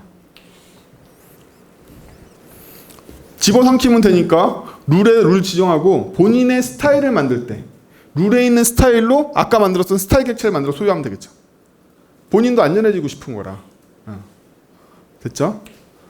이어서 getset 하면 이제 룰의 getset은 직접 getset이 아니라 본인의 스타일 객체의 getset을 쓰면 되니까 얘도 안전해졌죠. 그렇죠? 여기 this under 스타일에 있는 게 new 스타일이었잖아요. new 스타일에다가 getset 하면 안전하잖아요. 그러니까 이 룰이 제공하고 있는 getset도 이제 안전한 거예요. 그럼 이제 룰에다가 직접 반영할 수 있다. 그래서 스타일 객체는 여러분들이 직접 만날 필요가 없게 되는 거죠. 룰 객체만 알면 룰 안에 스타일이 자동으로 매핑되니까 룰의 getset만 때리면 되는 거예요. 이제. 그래서 다시 여기로 돌아와 보면 여기까지 해서 요게 룰인데 그렇죠? 요거를 룰에다 잡지 않고 우리가 만든 클래스인 룰에다 잡으면 이렇게 룰에다가 셋을 하면 되는 거죠. 네. 그러면 이 룰 안에 있는 스타일한테 알아서 반영이 될 거니까. 스타일은 원래 날로 쓰려고 만든 게 아니라 룰이 쓰려고 만든 거예요. 아까 보셨던 다이어그램 그대로죠. 예, 룰이 스타일을 소유해. 예. 그래서 룰이 get이나 set을 할 때 안전하게 안에 있는 아까 만들었던 스타일 객체에 의존하게 되고 스타일 객체는 getset을 할 때 getKey라는 함수한테 의존해서 매번 그 이름이 진짜 이름인지 확인하는 절차를 대신해주고 된 거죠. 지금 여러분들 프로그래밍 경험이 없으신 분들은 뭘 보고 계시는 거냐면 내가 할 일을 내가 다 하려고 그러지 말고 잘하는 놈한테 조금씩 나눠주자 라는 걸 보고 계시는 거예요. 그렇죠? 어떤 놈은 아까 getKey는 뭐만 관심 있죠? 그 이름이 진짜 이름이야 이거밖에 관심 없죠. 예. 그 이름이 진짜 이름. 그럼 아까 스타일 객체는 뭐만 관심 있어요? 그 이름이 진짜 이름이란 getKey한테 맡기고 내가 궁금한 건 그 스타일에다 쓰는 거 안 쓰는 것만 관심 있어. 그 이름이 없으면 안 쓸 거고 그 이름이 있으면 쓸 거야. 뭐 이런 것만 관심이 있는 거죠. 그거에 비해서 지금 만들었던 룰은 뭐만 관심 있죠? 그 스타일에 관련된 건 스타일 객체한테 맡길 거고 나는 하나의 룰을 소유해서 그 룰에 있는 스타일 객체를 감싼 스타일 객체를 만들 거야. 이것만 관심 있는 거예요. 그렇죠? 그리고 나서 getset은 전부 다 얘한테 위임해 버려야지. 이렇게 나눠준다는 거예요. 자기가 잘하는 일만 하자. 프로그램의 기본이에요. 자기 잘하는 일만 하자. 역할 모델이라고 부릅니다. 자기의 역할에 맞는 일만 하는 걸로 자꾸 역할 나눠줘야지만 뭐가 좋냐면 수정할 때 편해. 기능을 추가할 때도 편하고. 야, 그런 식으로 런타임에 인식시켰더니 그렇게 이름 조사하는 거에 허점이 있었어. 그럼 어디만 고치면 되죠? getKey만 더 강화하면 돼요. 그렇죠? 스타일의 속성을 적용할 때 나중에 저 여러 가지 스펙을 배우는데 그렇게 문자열로 적용한 거 말고 특수하게 적용하고 싶어. 이러면 스타일 객체만 바꾸면 돼. 그렇죠? 야, 이 룰이 여러 가지 기능을 수행하는데 이 룰에 새로운 기능을 넣어야 돼. 그럼 얘만 바꾸면 되겠죠? 네. 실제로 이거 바꿔볼 거예요. 자, 여기까지 만들었으니까 이제 시트 객체 만들면 되죠. 시트 객체 만듭시다. 시트 객체는 무려 여기를 감싸는 거죠. 네. 여기를 감쌉니다. 이것도 그냥 훌딱 먹어버리면 돼요. 시트 객체를. 근데 시트 객체의 주요한 기능은 뭘까요? 주요한 기능. 룰은요, 알고 보면 얘의 대행자일 뿐이잖아요. 그러니까 얘가 주인공이 되는 게 맞는데 얘는 이거를 감싸고 있으니까 주요한 기능이 add, remove가 될 거란 말이에요. 그렇죠? 룰을 add하거나 remove하는 게 주요 기능이 될 거예요. 일단 시트 객체니까 CSS 스타일 시트 객체를 저렇게 받아와서 시트로 잡고 그 다음에 내 안에 룰스는 시트 안에 있는 룰스, CSS 룰스를 안 쓰고 왜 새로운 맵을 잡아두느냐? 이건 내가 새로 만든 아까 우리가 만들었던 클래스의 인스턴스를 잡을 거란 말이죠. 그 새로운 객체 구조가 필요한 거죠. 그러면 얘가 어떻게 작동할지를 미리 예상해 봅시다. 그러면 아까 우리가 처음에 봤던 코드인데 원래 작동하는 인설트하고 딜리트는 이렇게 작동하고 있죠. 시트 객체한테 직접 인설트 딜리트를 때리는 걸로 룰이 추가되거나 삭제됩니다. 그렇죠? 그럼 이때 이 인설트 부분이 add가 될 거니까 add부터 구현해 보도록 하죠. add를 보면 여기에 해당되는 게 .red에 해당되는 게 셀렉터예요. 셀렉터만 받습니다. 아예 본문을 안 받아요. 그렇죠? 본문은 뭘로 채우게 할 거다? 얘가 룰 객체를 리턴하게 되기 때문에 룰 객체가 알아서 대응을 할 거예요. 룰 객체에는 get하고 set이 있었잖아요. 걔가 리턴하면 되니까 얘는 룰 객체만 리턴하면 돼. 그럼 이제 첫 번째 전략을 볼까요? add를 하려면 여기에 보면 룰의 length가 필요했잖아요. 그렇죠? 마지막에다 추가할 거니까 우리의 add도 똑같은 전략을 쓸 거예요. 그러면 길이를 얻기 위해서 이게 진짜 시트 객체니까 시트의 CSS 룰스에 있는 length 얘랑 똑같죠? 시트의 CSS 룰스에 있는 length 합쳐보면 똑같아요. 이 길이를 먼저 얻어왔고 인덱스로 이 인덱스에다 넣을 건데 우리 시트에게 인서트 룰을 빈 거 셀렉트 값은 넣었지만 그 안에 중괄호 안에 아무것도 안 넣은 빈 룰을 만드는 거죠. 요거 만들어서 여기다 집어넣는 거죠. 그렇죠? 인덱스에 집어넣는 거예요. 지금 진짜 스타일 시트에 집어넣는 거예요. 우리 가짜 객체한테 집어넣는 게 아니라 진짜 스타일 시트한테 집어넣는 거죠. 이 순간 스타일 시트에 요 셀렉터에 해당되는 룰이 하나 생겨난 거예요. 빈 룰이지만 빈 룰은 나중에 우리가 채우면 되니까. 그러면 얻어와야 되는데 방금 우리가 인설트한 거 이거는 문자일 뿐이지 룰 객체가 아니잖아요. 어떻게 얻어오느냐? 시트에 있는 룰스의 인덱스를 얻어오면 되겠죠. 인덱스에다 집어넣으니까 인덱스 거 얻어오면 이게 진짜 CSS 룰을 얻어온 거죠. 만들어진. 가짜가 아니라. 근데 이 CSS 룰을 누가 먹는다? 우리가 만든 룰 객체가 먹죠. 그렇죠? 우리 룰 객체가 이 CSS 룰을 먹게 돼 있잖아요. 먹어서 만든 룰은 우리가 만든 룰 객체. 이 룰의 인스턴스인 거죠. CSS 룰이 아니라. 얘를 어디에 잡는다? 이 룰스에다가 잡아둔다. 어떻게? 셀렉터와 룰 객체를. 그래서 키가 셀렉터가 되니까 나중에 셀렉터로 조회가 될 거예요. 그럼 얘를 잡아둔다. 그래서 뭘 리턴하냐면 우리가 방금 만들었던 이 룰을 리턴하죠. add하면 이 룰을 얻을 수가 있는 거죠. 그렇죠? 리무브는 보면 제일 먼저 셀렉터 기반으로 리무브. 아까 이 딜리트 룰은 되게 불편한 게 뭐였죠? 인덱스로밖에 딜리트가 안 되죠. 근데 저희의 기본적인 니즈는 셀렉터로 .red를 지우고 싶지 않나요? 그렇죠? .blue를 지우거나 그러니까 셀렉터를 보내게 하려고 셀렉터로 등록한 거예요. 여기 셀렉터를 보내면 이 맵에 그 녀석이 들어와 있나? 안 들어와 있으면 할 일이 없으니까 리턴해버리고 있으면 여기서 얻어왔죠. 룰스에서 아까 잡아놨으니까 이 잡아놓은 거에 셀렉터 기반으로 얻어온 게 바로 룰이죠. 이 룰을 얻어왔는데 이 룰에 보면 언더 룰이라는 게 있어요. 여러분들 룰 클래스 다 까먹었으니까 여기다 제가 갖고 왔어요. 우리가 만든 룰 클래스 보면 생성자에서 받아왔던 룰을 언더 룰스에다 잡아놓는단 말이에요. 이렇게. 따라서 여기서 언더 룰 하면 이게 여기서 줬던 이 CSS 룰이 바로 이 안에 들어있단 말이에요. 그렇죠? 그래서 여기서부터 뭘 끄집어낼 수 있냐면 진짜 CSS 룰을 끄집어낼 수 있고요. 진짜 CSS 룰을 끄집어냈으면 시트에 있는 진짜 CSS 룰스 리스트 안에서 이 어레이를 또 썸으로 돌면서 썸에서 뭐가 일치하면 죽이려고 그런다? 이 룰이 이 CSS 룰과 일치하면 그쵸? 이 CSS 룰과 일치하면 거기에 있는 인덱스에 해당되는 애를 딜리트 시켜주면 돼요. 그쵸? 끄덕거리시는 분들이 꽤 있는 거 보면 자바스크립트를 하시는 분들이죠. 안 하시는 분들은 이 코드를 보고 이해가 안 되죠. 다시 한번 설명할 거예요. 자, 어레이 프롬은요, 잊으세요. 그냥 이거 그냥 어레이라고 생각해봐. 그러면 우리 이건 숱하게 봤잖아요. 시트 안에 뭐가 있다? CSS 룰스라는 룰을 포함한 리스트가 있다. 이거 숱하게 봤죠, 저희. 이거 숱하게 봤잖아요. 그쵸? 시트 안에 룰스가 있어서 이 안에 룰들이 쭉 들어있어, 배열처럼. 근데 이 배열을 루프 도는데, 루프 돌 때마다 그 안에 원소인 CSS 룰과 몇 번째인지 인덱스가 이렇게 나오는 루프가 돈단 말이에요. 그러면 얘가 누구랑 일치해야 되지? 얘랑 일치해야 되잖아요, 얘랑. 이 두 개가 일치해야 되잖아요. 그래야지 걔를 지울 거 아니야. 그래서 두 개가 일치하면 그때 인덱스가 여기 있단 말이에요. 그때 인덱스를 지워주고 멈춰. true 해서 멈추는 거죠. 썸 멈출 수 있다고 그랬죠. 그런 코드예요.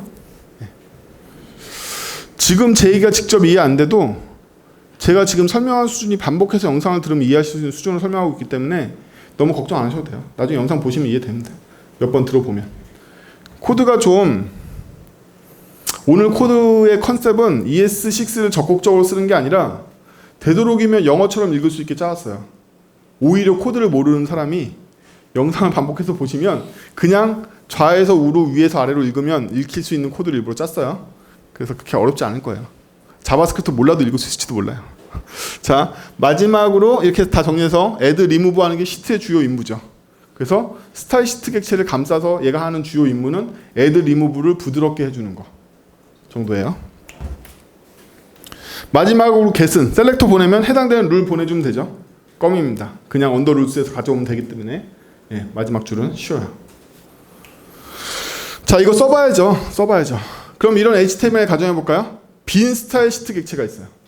빈 스타일 시트 객체가 있고 여기 테스트라는 클래스를 갖고 있는 엘리먼트가 하나 있습니다. 얘를 조작하고 싶어요. 그러면 여긴 비어 있으니까 테스트라는 룰을 하나 만들어줘야 되겠죠. 이 과정을 그대로 흉내내 보면 제가 만든 시트 객체가 시트를 받아야 되니까 도큐먼트 스타일 시트에서 하나 가져오고, 그렇죠? 저 0번 가져왔네. 이거 가져오려면 1번 가져와야 되는데 죄송해요. 0번 도큐먼트 기본값이라고 했죠. 우리가 이런 걸 만들지 않아도요. 0번은 무조건 존재해요. HTML 있으면. 1번입니다. 1번. 죄송. 그리고 나서 시트에다가 바디를 제가 먼저 애드하고 있죠. 여러분들 바디라는 셀렉터 쓰시잖아요. CSS에서. 그렇죠? 바디에다가 얻어왔으면 얘가 룰을 반환하는데 룰에는 아까 get하고 set이라는 메소드가 있었잖아요. 그렇죠? set이라는 메소드로 백그라운드 값을 빨간색으로 준 거예요. 그럼 이제 이건 마치 우리가 CSS에서 바디에다 백그라운드 빨간색 준 거랑 똑같은 효과를 갖게 되는 거죠.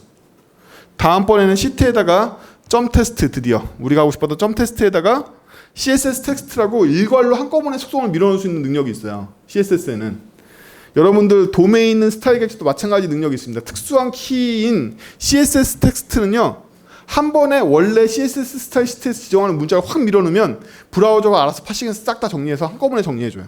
그래서 일일이 속성별로 안 해도 되고 무엇보다 장점 중에 하나는 자바스크립트 속성 이름이 아니라 CSS 이름 그대로 쓸 수 있다는 것도 장점이에요. 그렇죠? 물론 반칙입니다. 이렇게 하면 무력화돼요. 저희 스타일 시트가 하나하나 키를 매칭해주는 기능이 무력화돼요. 귀찮아서 했어요. 그래서 위스 200 주고 보더 주고 컬러 주고 백그라운드 주고 해서 테스트라는 걸 지금 만들어 온 거죠.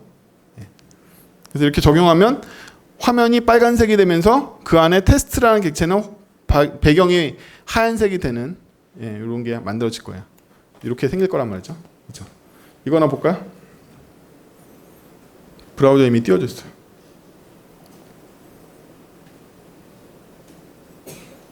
이거예요. 믿을 수 없어. 이게 정말이야? 오른버튼 소스보기. 자, 확대. 여기도 보시면 스타일 시트에 아무것도 없잖아요. 그렇죠? 아무것도 없습니다. 그리고 클래스 테스트가 들어 있고. 그러면 좀 내려가 봐. 22번째 줄부터 볼까요? 스타일 객체 저희 아까 했던 것처럼 그대로 정의했죠? 내려가 봐.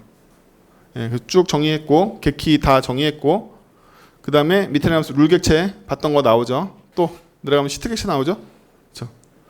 파워포인트 다 봤던 거. 마지막으로 여기서 하는 짓을 봤더니 시트 객체에다가 바디 백그라운드 빨강 주고 점 테스트에다 CSS 줘가지고 아까 봤던 코드 그대로죠. 이거의 결과가 바로 방금 봤던 이거인 거죠. 그죠? 네. 보여줘야지 믿잖아. 네. 그래요. 그래서 이제 우리는 굉장히 복잡한 CSS 오브젝트 모델을 좀 더 쉽게 다룰 수 있는 여러 가지 방법들을 생각해 볼 수 있는 시각도 키우고, 제가 일부러 이걸 시연하는 이유가 뭐냐면 이렇게 안 하면 와닿지 않아요. 그냥 오브젝트가 있나 보다. 그게 있는데 뭐 이렇게 된단 말이죠. 근데 여러분들 그에 비해서 돔은 되게 친숙하잖아요. 왜? 돔 얻어서 이벤트도 걸어야 되고 돔 얻어서 스타일도 받고 클래스 받고 이거 되게 친숙하시죠. CSS 오브젝트도 친숙하시면 이렇게 돼요. 친해지면. 근데 돔을 하나하나 다루는 것보다 되게 유리한 점이 많았죠. 스타일 시트를 직접 조정할 수 있으니까 완전 유리하잖아요. 이걸 되게 멀리 느끼지 말라는 거예요. 가깝게 느끼라는 거지. 돔 조작하는 정도로 되게 가까운 일이다. CSS 오브젝트 모델도 돔처럼 굉장히 가까운 모델이야. 우리가 다뤄야 되는. 얘에 대해서 전무하고 잘 모르니까 맨날 돔을 건드리는 거나 마찬가지예요. 돔 건드려 좋은 일 없잖아요. 그렇죠? 네, 돔 건드려 좋은 일 없거든요. 스타일 시트를 건들 수 있는 이 모델에 대해서도 돔처럼 친숙해지세요. 돔은 되게 친숙하잖아요. 얘도 그냥 우리 바디에다가 어펜 차일드 해가지고 막 돔 더 집어넣고 크리에이터 엘리멘트 해가지고 더 집어넣고 막 다 친숙하시잖아요. 그렇죠? 얘도 똑같아. 시트라는 객체에다가 인설트 룰 하고 딜리트 룰 때리고 뭐 이거 친숙해져야 된다는 거예요. 별거 아니라는 거지. 그렇죠? 그걸 체험하는 거였어요. 자, 근데 여기까지 저희가 한 짓이 뭐다? 고작 룰 타입 1번을 커버한 거죠. 고작 룰 타입. 이 정도로 CSS 스타일 시트가 정복될 리가 없죠. 임포트 어떻게 할 건데? 폰트 페이스 어떻게 할 거야? 이제 겨우 룰 하나 정복한 걸로 우리가 자만할 수 없습니다. 그래서 여러분들과 하나만 더 정복해 볼게요. 왜 하나만 더 정복해 보냐면 아까 같은 CSS 룰을 정의한 스타일 시트 룰을 정의하는 건 대충 감이 와. 저렇게 생길 것 같아. 왜? 돔의 인라인 스타일 조작한 건 되게 비슷하게 생겼으니까. 그냥 포함 관계만 바디에 어펜드 차일드 안 하고 시트에다가 인설트 룰 했지만 뭐 대략 비슷한 것 같아. 돔 대신에 룰 있고 룰 안에 똑같은 스타일이 있으니까 스타일 조작하면 되겠지. 뭐 이런 감이 온단 말이야. 키프레임 애니메이션 뭐 이런 거 어떻게 하는 거야? 감이 안 오잖아요. 그렇죠? 그래서 하나 더. 여러분들 아예 이런 표도 안 보시잖아요. 돔은 알게 모르게 여러분들이 스펙 문서도 보시고 어디 가서 막 주워 듣고 이런단 말이야. CSS는 아예 공식 문서나 드래프트나 이거 보신 적도 없잖아요. 관심도 없는 거지. 훨씬 더 중요한데 돔을 조작하는 것보다 스타일 시트가 더 중요해. 모든 퍼블리셔들이 다 알아. 돔에다가 인라인 스타일 걸지 말고 CSS로 정의해. 다 알아. 그쵸? 다 아는데 막상 객체로 다룰 때는 돔만 다뤄. 이게 무슨, 그쵸? CSS를 객체로 못 다룬다는 말이 안 되는 거죠. 관심도 없잖아요. 처음 봤잖아요. 그래서 저희는 이걸 하나 더 커버해 볼까요? 그래서 키프레임스라는 걸 하나 더 커버해 볼 거예요. 키프레임스는 애니메이션 걸 때 쓰는 거죠. CSS 쓰시는 분들 많이 써보셨을 텐데 키프레임스 저번 시간 저저번 시간 우리 다 애니메이션 걸어서 했잖아요. 이렇게 반짝반짝 거리고 뭐 하는 거 왔다 갔다 거리고 했잖아요. 그래서 키프레임스는 어떻게 해서 객체화 되는 거지? 이건 알겠어. 1번은 대충 감이 와. 돔하고 비슷해서. 근데 얘는 어떻게 되는 거야? 라는 것도 해봅시다. 그러면 CSS상에서 이렇게 생겼을 거예요. 그쵸? 이 사이즈라는 키프레임 정의를 보면 사이즈라는 이름을 제가 부여했고 골뱅이라는 키프레임스라는 걸 줘서 사이즈라는 걸 한번 부여하고 나면 스타일 시트에서는 애니메이션 사이즈를 통해서 얘를 사용할 수 있게 되죠. 그 다음에 여기 되게 특수한 셀렉터인 from to % 뭐 이런 거 들어오죠. 여기 들어가는 셀렉터가 굉장히 특수하죠. 이 셀렉터는 뭐죠? 돔 셀렉터가 아니죠. 이 셀렉터의 이름은 키프레임 애니메이션 셀렉터라는 거예요. 그래서 생긴 거는 우리가 봤던 스타일 셀렉터와 되게 비슷하게 생겼어요. 어떻게? 셀렉터와 속성으로 생겼단 말이에요. 근데 결정적으로 아까 봤던 애들하고 틀린 점이 뭐냐면 이 앞에 있는 애가 돔 셀렉터가 아니라 뭐다? 키프레임 애니메이션 셀렉터가 온단 말이에요. 올 수 있는 게 퍼센트 또 뭐더라? 뭐 이런 프롬 투 이런 것도 오고 다른 것도 몇 개 오거든요. 그런 거 와요. 그래서 이 셀렉터를 인식하는 방법이 파싱하는 방법이 달라. 안에 내용 비슷하지만 이거를 어떻게 객체화시키고 어떻게 다루냐는 거지.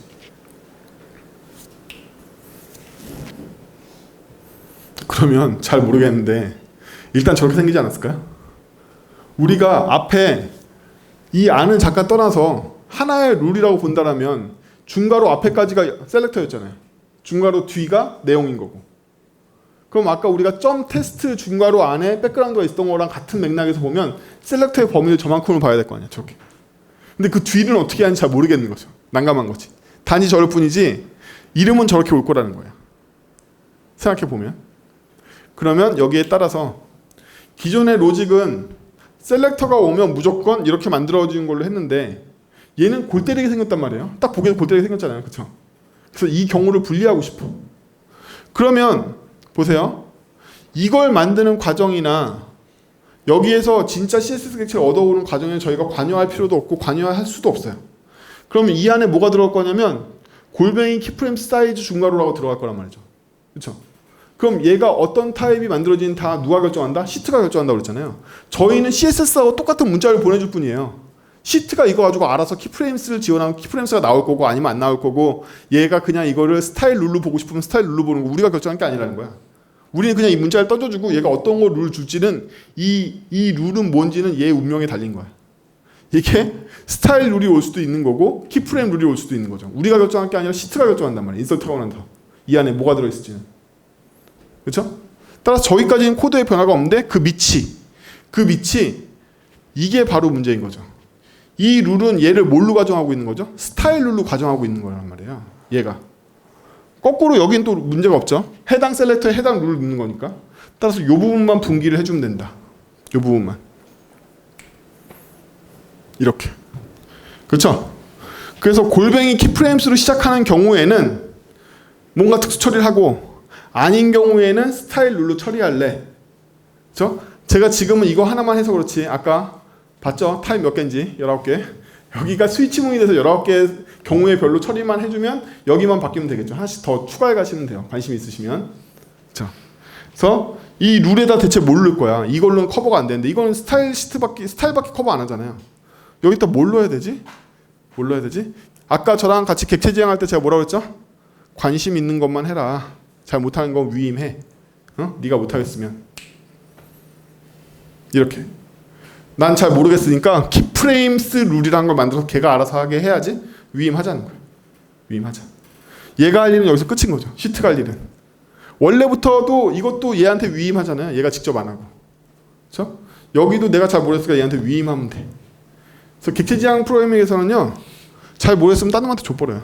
내가 할 게 아니다.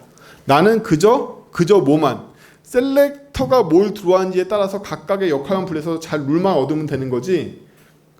이 룰을 건네주기만 하면 되는 거지. 난 모르겠어. 이건 네가 해결해. 이렇게 하는 거죠. 그렇죠?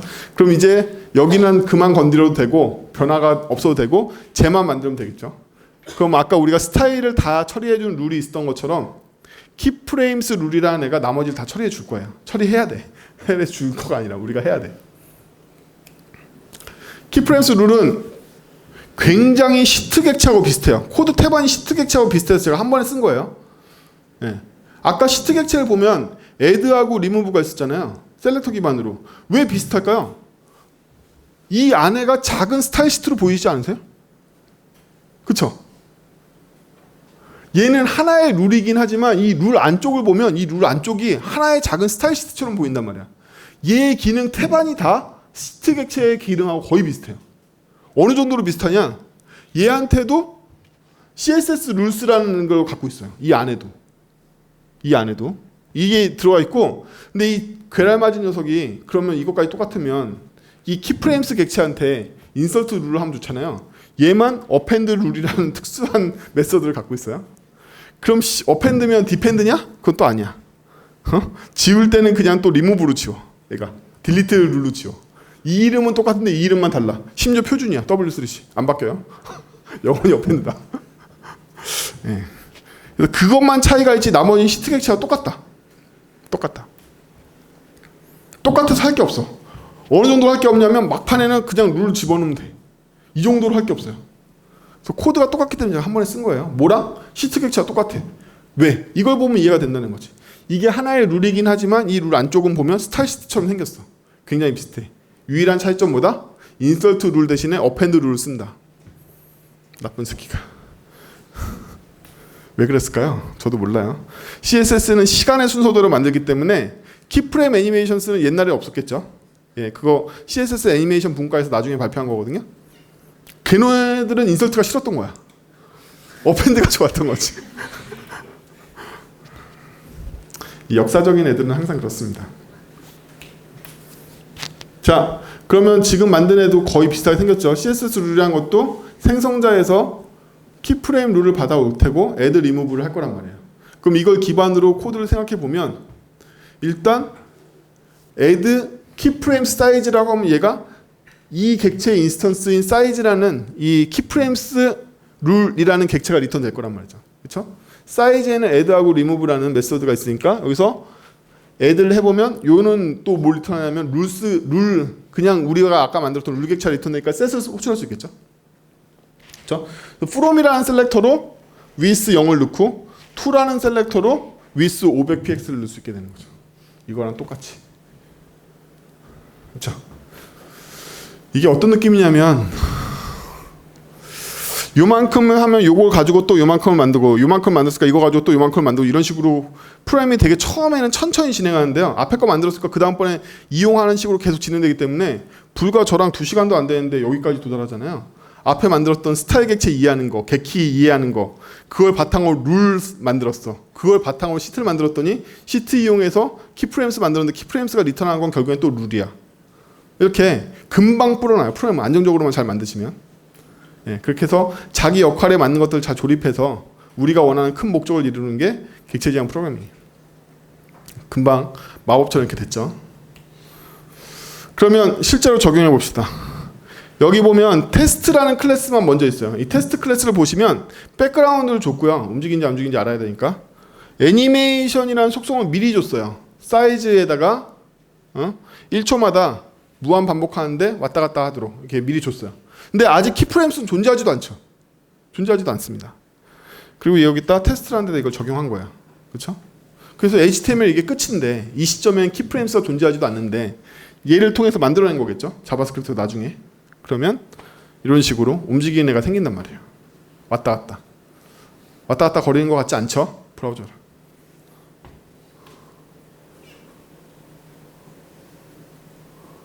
그렇죠? 이게 바로 결과물이에요.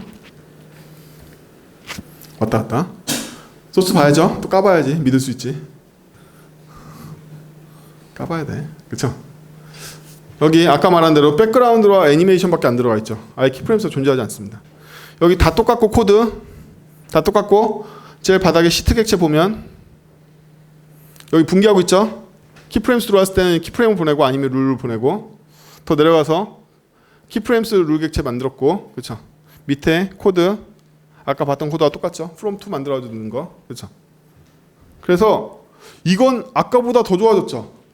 여지껏 특수한 애니메이션은 사전에 정의하지 않으면 자바스크립트로 돌려야 되는 줄 알았더니 키프레임 애니메이션을 동쪽으로 정의해서 쓸 수 있다는 얘기네요. 어떤 버튼은 여기서부터 여기까지 움직이고 어떤 버튼은 여기서부터 여기까지 움직이는데 이게 런타임에 일어나는 조건이야. 그러면 미리 스타일 시트를 다 만들기 전까지는 모든 경우에 대응할 수 없어서 키프레임 애니메이션 포기하고 자바스크립트 애니메이션 여지껏 거셨잖아요. 그렇죠?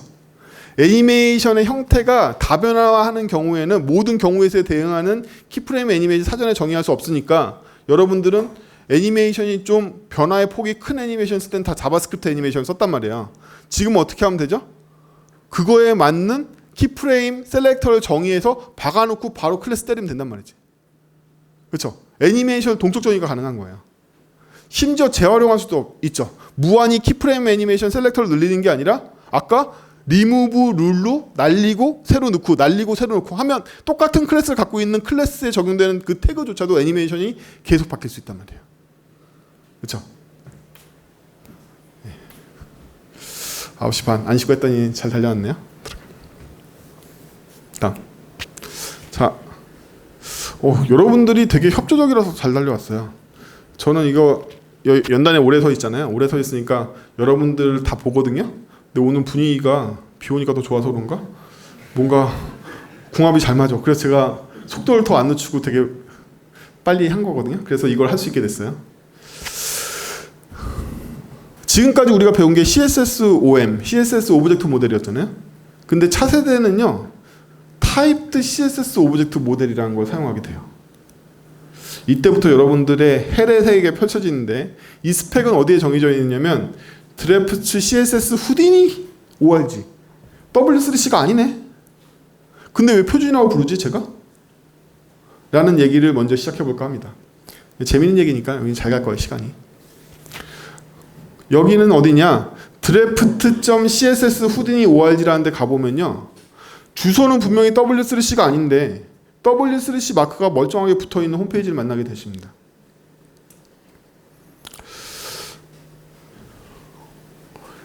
그럼 이 후딘이라는 프로젝트는 뭐냐? 얘네들 미국 애들, 응? 여러분들 이 표준이 좋은 게 아니에요. 다 양키 애들이 지네들이 꿍짝꿍짝해서 만드는 건데, 예. 보면 다 미국 애들이잖아요. 모질라, 애플, 오페라, 마이크로소프트, 휴렛패커드, 인텔, 구글이 모여서 W3C에 뭐라고 얘기를 했냐면, 우리들이 협회를 하나 만들어서 우리들끼리 알아서 할 테니까, 우리가 태스크포스 짜가지고 우리 직원들끼리 알아서 할 테니까, 우리가 CSS에서 요구하는 바를 열심히 만들어서 드래프트로 제출할게. 우리는 이런 TF야 라고 그냥 선언한 거예요. WCC에서 주요 파운더들이잖아요. 돈 내는 애들이잖아요. 그래, 니네들 열심히 해라. 이렇게 된 거야. 여러분들이 알고 있는 표준들은 점점 돈 많은 기업들이 알아서 움직이는 걸로 변하고 있어요. 그럼 이 후딘이라는 이 그룹의 목표는 뭐냐면, 얘네들이 원하는 API가 있거든요. CSS 엔진과 관련되어 있는 여러 가지 기능들이 있어요. 이 기능을 어떻게든 빨리 표준화시킨다라는 목표를 갖고 있어요. 그래서 표준이 되든 안 되든 별 관심도 없어. 심지어 이 후디니에서 만든 스펙은 크롬에 그냥 반영해버리고 있어요. 구글 같은 경우에. 여기 이렇게 많은 기업들이 있지만 사실 여기 주인공은 구글인 거죠. 구글이 거의 다 알아서 하고 있어요. 예. 구글이 다 알아서 하고 있다는 증거를 볼까요? 현재 브라우저에서 후디니에서 진행하고 있는 프로젝트를 얼만큼 적용하고 있나 보면 그냥 구글만 적용하고 있는 거죠. 그렇죠? 그렇잖아. 오페라는 블링크 쓰니까 따라오는 거고, 그 다음에 저기 파이어폭스 보면 관심 있어밖에 없잖아. 그렇죠? 그냥 파이어폭스 왜 관심 있어로 돼 있을까요? 파이어폭스에 가장 많이 스폰서 뛰는 게 구글이니까 관심 없다고 그러면 스폰 끊을 거 아니야. 뭐 이런 거예요. 다 돈의 논리입니다. 그래서 이 판을 보면 전부 다 구글이 하고 있다. 말이 협의체인 거지. 구글에서는 W3C를 무시하고 싶은 거예요. 여러분들은 조심하셔야 돼요. 구글은요, W3C라는 협의체가 귀찮아. 자기네들 마음대로 크롬을 확장했으면 좋겠어. 크롬 OS, 크롬 브라우저에 똑같은 기능을 옛날 MS처럼 밀어넣고 싶어. 그렇기 때문에 W3C가 방해되니까 자꾸 이런 W3C 마크가 붙은 사자를 만들어가지고 얘네들은 W3C에다가는 어떻게 한다? 드래프트, 워킹 드래프트를 날려요. 이거 누가 날렸겠어? 구글이 날렸겠죠. 워킹 드래프트라는 거는 드래프트도 아니야. 드래프트 중이야. 근데 브라우저의 상황은 구현이 돼 있어. 이런단 말이에요. 이게 크롬, 구글이 하고 싶은 짓인 거죠. W3C 귀찮아. 지네들 하고 싶은 대로 하고 싶어. 근데 표준이 아니면 옛날처럼 갈라파고스라고 욕먹을 거니까 대충 드래프트 날리고 그냥 막 구현하는 거야. 불쌍하죠. 관심 있음. 블랭크 엔진 여기 보면 노 시그널. 야씨, 니들 뭐 하는데 뭐 이런 거. 괜히 이 표는 또 누가 만들었을 것 같아요. 이것도 구글이 만들었을 거 아니야. 얘네들 나쁜 놈들 뭐 이렇게 하려고 노 시그널 빨간색으로 만들. 어쨌든. 그럼 후딘이라는 거는 이런 것들을 진행하고 있는 거예요. 이런 것들을 진행하고 태스크포스인데 레이아웃 API, 페인트 API, 파서 API, 프로퍼티스 앤 밸류 API, 애니메이션 워클렛, 그 다음에 여기 타입드 OM, 타입드 오브젝트 모델, 폰트 매트릭스 API 이런 것들을 진행하고 있습니다. 각각의 스펙이에요. 근데요 여기 보면 프로퍼티스의 밸류 API는요 타입드 OM을 의존하고 있어요. 여기 나오는 밸류 타입이 바로 얘가 정의하는 거거든요. 예, 그래서 이 두 개가 의존돼 있어요. 그리고 이거 두 개를 의존하고 있는 게 나머지들이 다 의존하고 있어요. 그래서 얘는 뭐냐 하면 보다 CSS의 오브젝트 모델을 확장해서 정적이면서도 더 프로그래밍이 가능하고 백그라운드에서 뭔가 더 조정하고 자바스크립트 더 많이 개입할 수 있는 뭔가를 만들어주고 싶어. 예를 들면 여러분들은 여지껏 div의 백그라운드를 칠할 때 CSS를 이용하는 거 말고 방법이 있나요? 예를 들면 내가 배경에다가 별을 그리고 싶어. 이미지를 백그라운드 넣는 게 아니라 별을 그리고 싶어. 할 방법 없잖아요. 그렇죠? 그런 것들을 해주는 게 바로 페인트 API예요. 나는 이제 백그라운드 속성에다가 뭔가 내 마음대로 할 수 있게 해줄 거야. 뭐 이런 거. 레이아웃도 아무튼 얘가 길어지는데 이런 것들이 실제로 크롬에 반영이 돼 있어서 써볼 수가 있어요. 이게 재미있는 점이죠. 그 중에 오늘 뭘 배우냐면 타입드 오브젝트 모델을 배울 건데 이유는 뭐냐면 기존에 우리가 오늘 지금 배우고 있는 게 CSS 오브젝트 모델이었잖아요. 이거에 더 정적이고 딱딱한 확장판이에요. 이걸 배울 거예요. 그래서 요거 타입드 OM 요거 오늘 살펴볼 건데 워킹 드래프트 하지만 크롬엔 있고 그렇죠. 크롬에서 굴리면 잘 들어갑니다. 예. 너 지금 2개 보냈어? 하나 보냈어? 다음 페이지 가봐. 백. 이거 거슬리네. 원래 이거 한 장이 더 있어야 되는데. 자, 기존에 여러분들은 유인원에서 지나가셨기 때문에 우리가 나무의 살적에 숲 사이로 보이는 뱀이나 표범을 피하기 위해서 부분적인 그림만 봐도 잘 볼 수 있단 말이에요. 그렇죠? 실수를 많이 해요. 자, 어쨌든 스타일의 하이트를 줄 때 어떤 일이 일어나냐면 여기에 어떤 랜덤 인티저 값을 줬는데 이렇게 못 주는 거죠. 반드시 문자열로 줘야 돼요. px까지 붙여서 정중하게.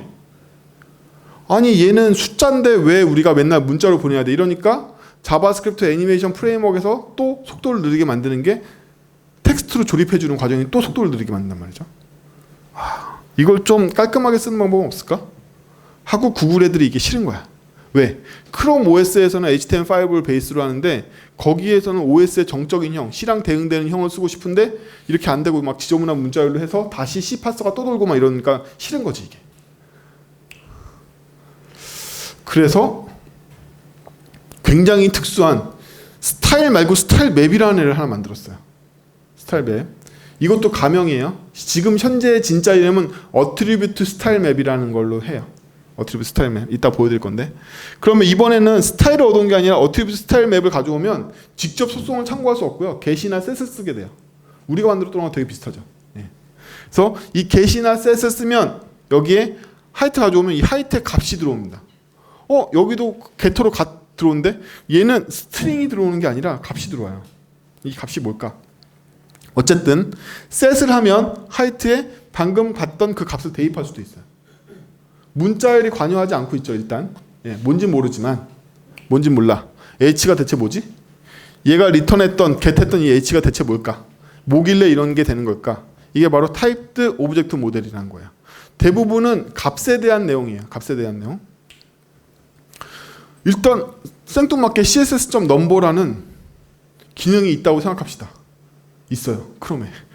한 번도 안 해보셨겠지만 대문자 CSS라는 객체가 윈도우 수준에 존재하고 있고요. 그 CSS 안에 보면 number라는 함수가 존재하고 있어요.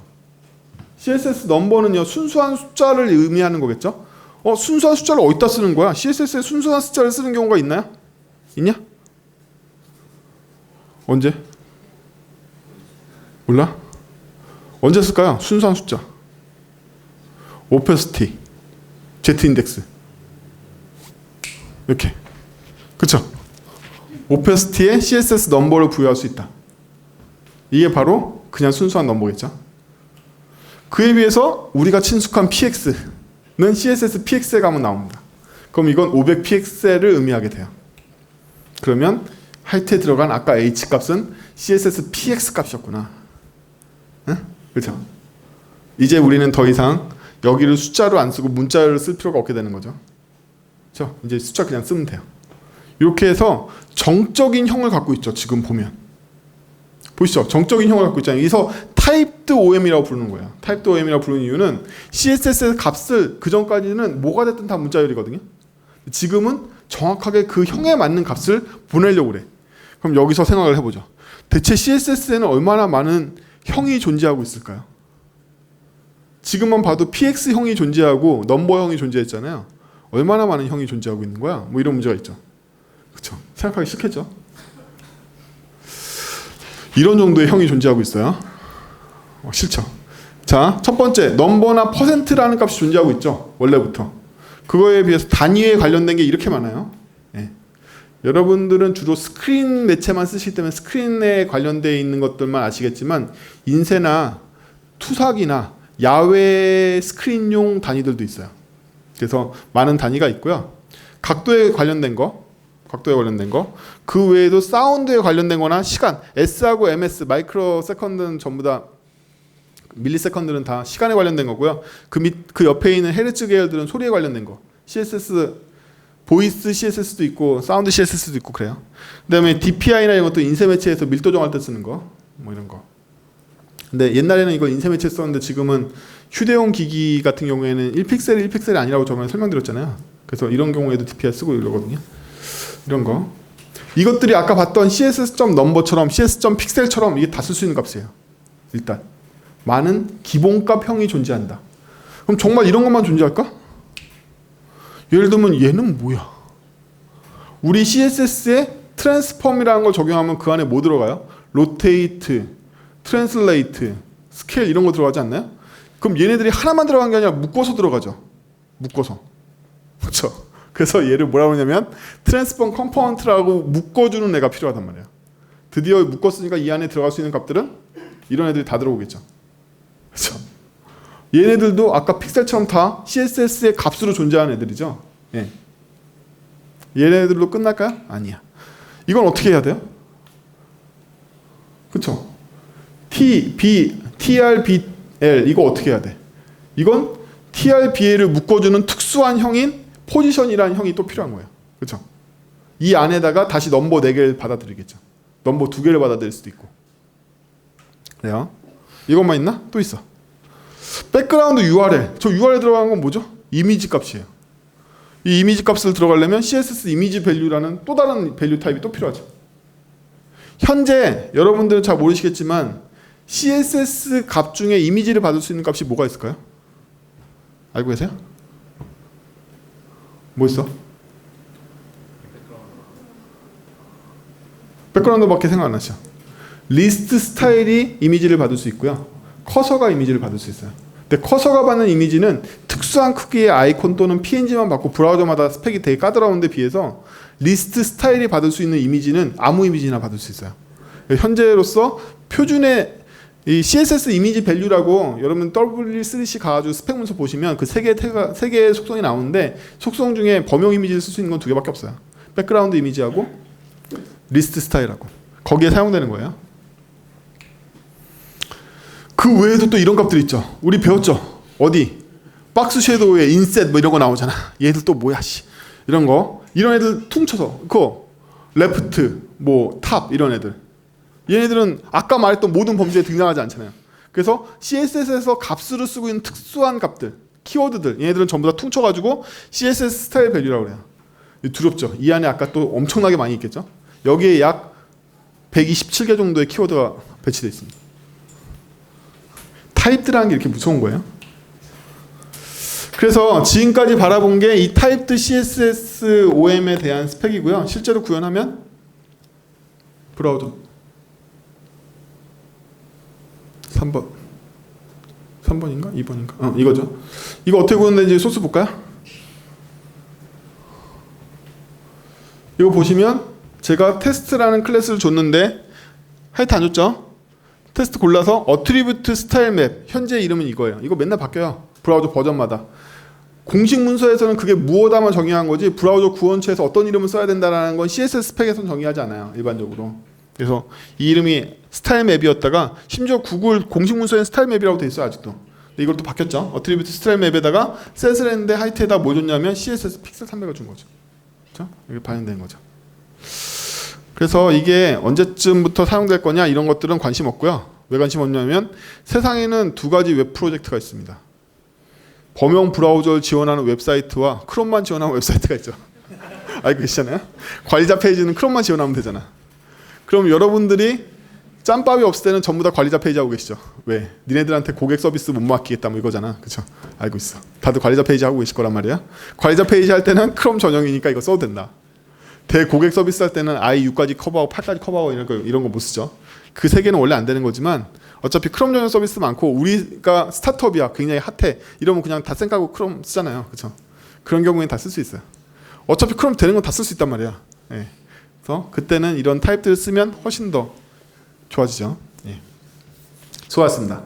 여기까지 하고요. 과제는 지금은 안 적혀있는데 또 내는 걸로 하고 저번 주에 과제 제출하신 분이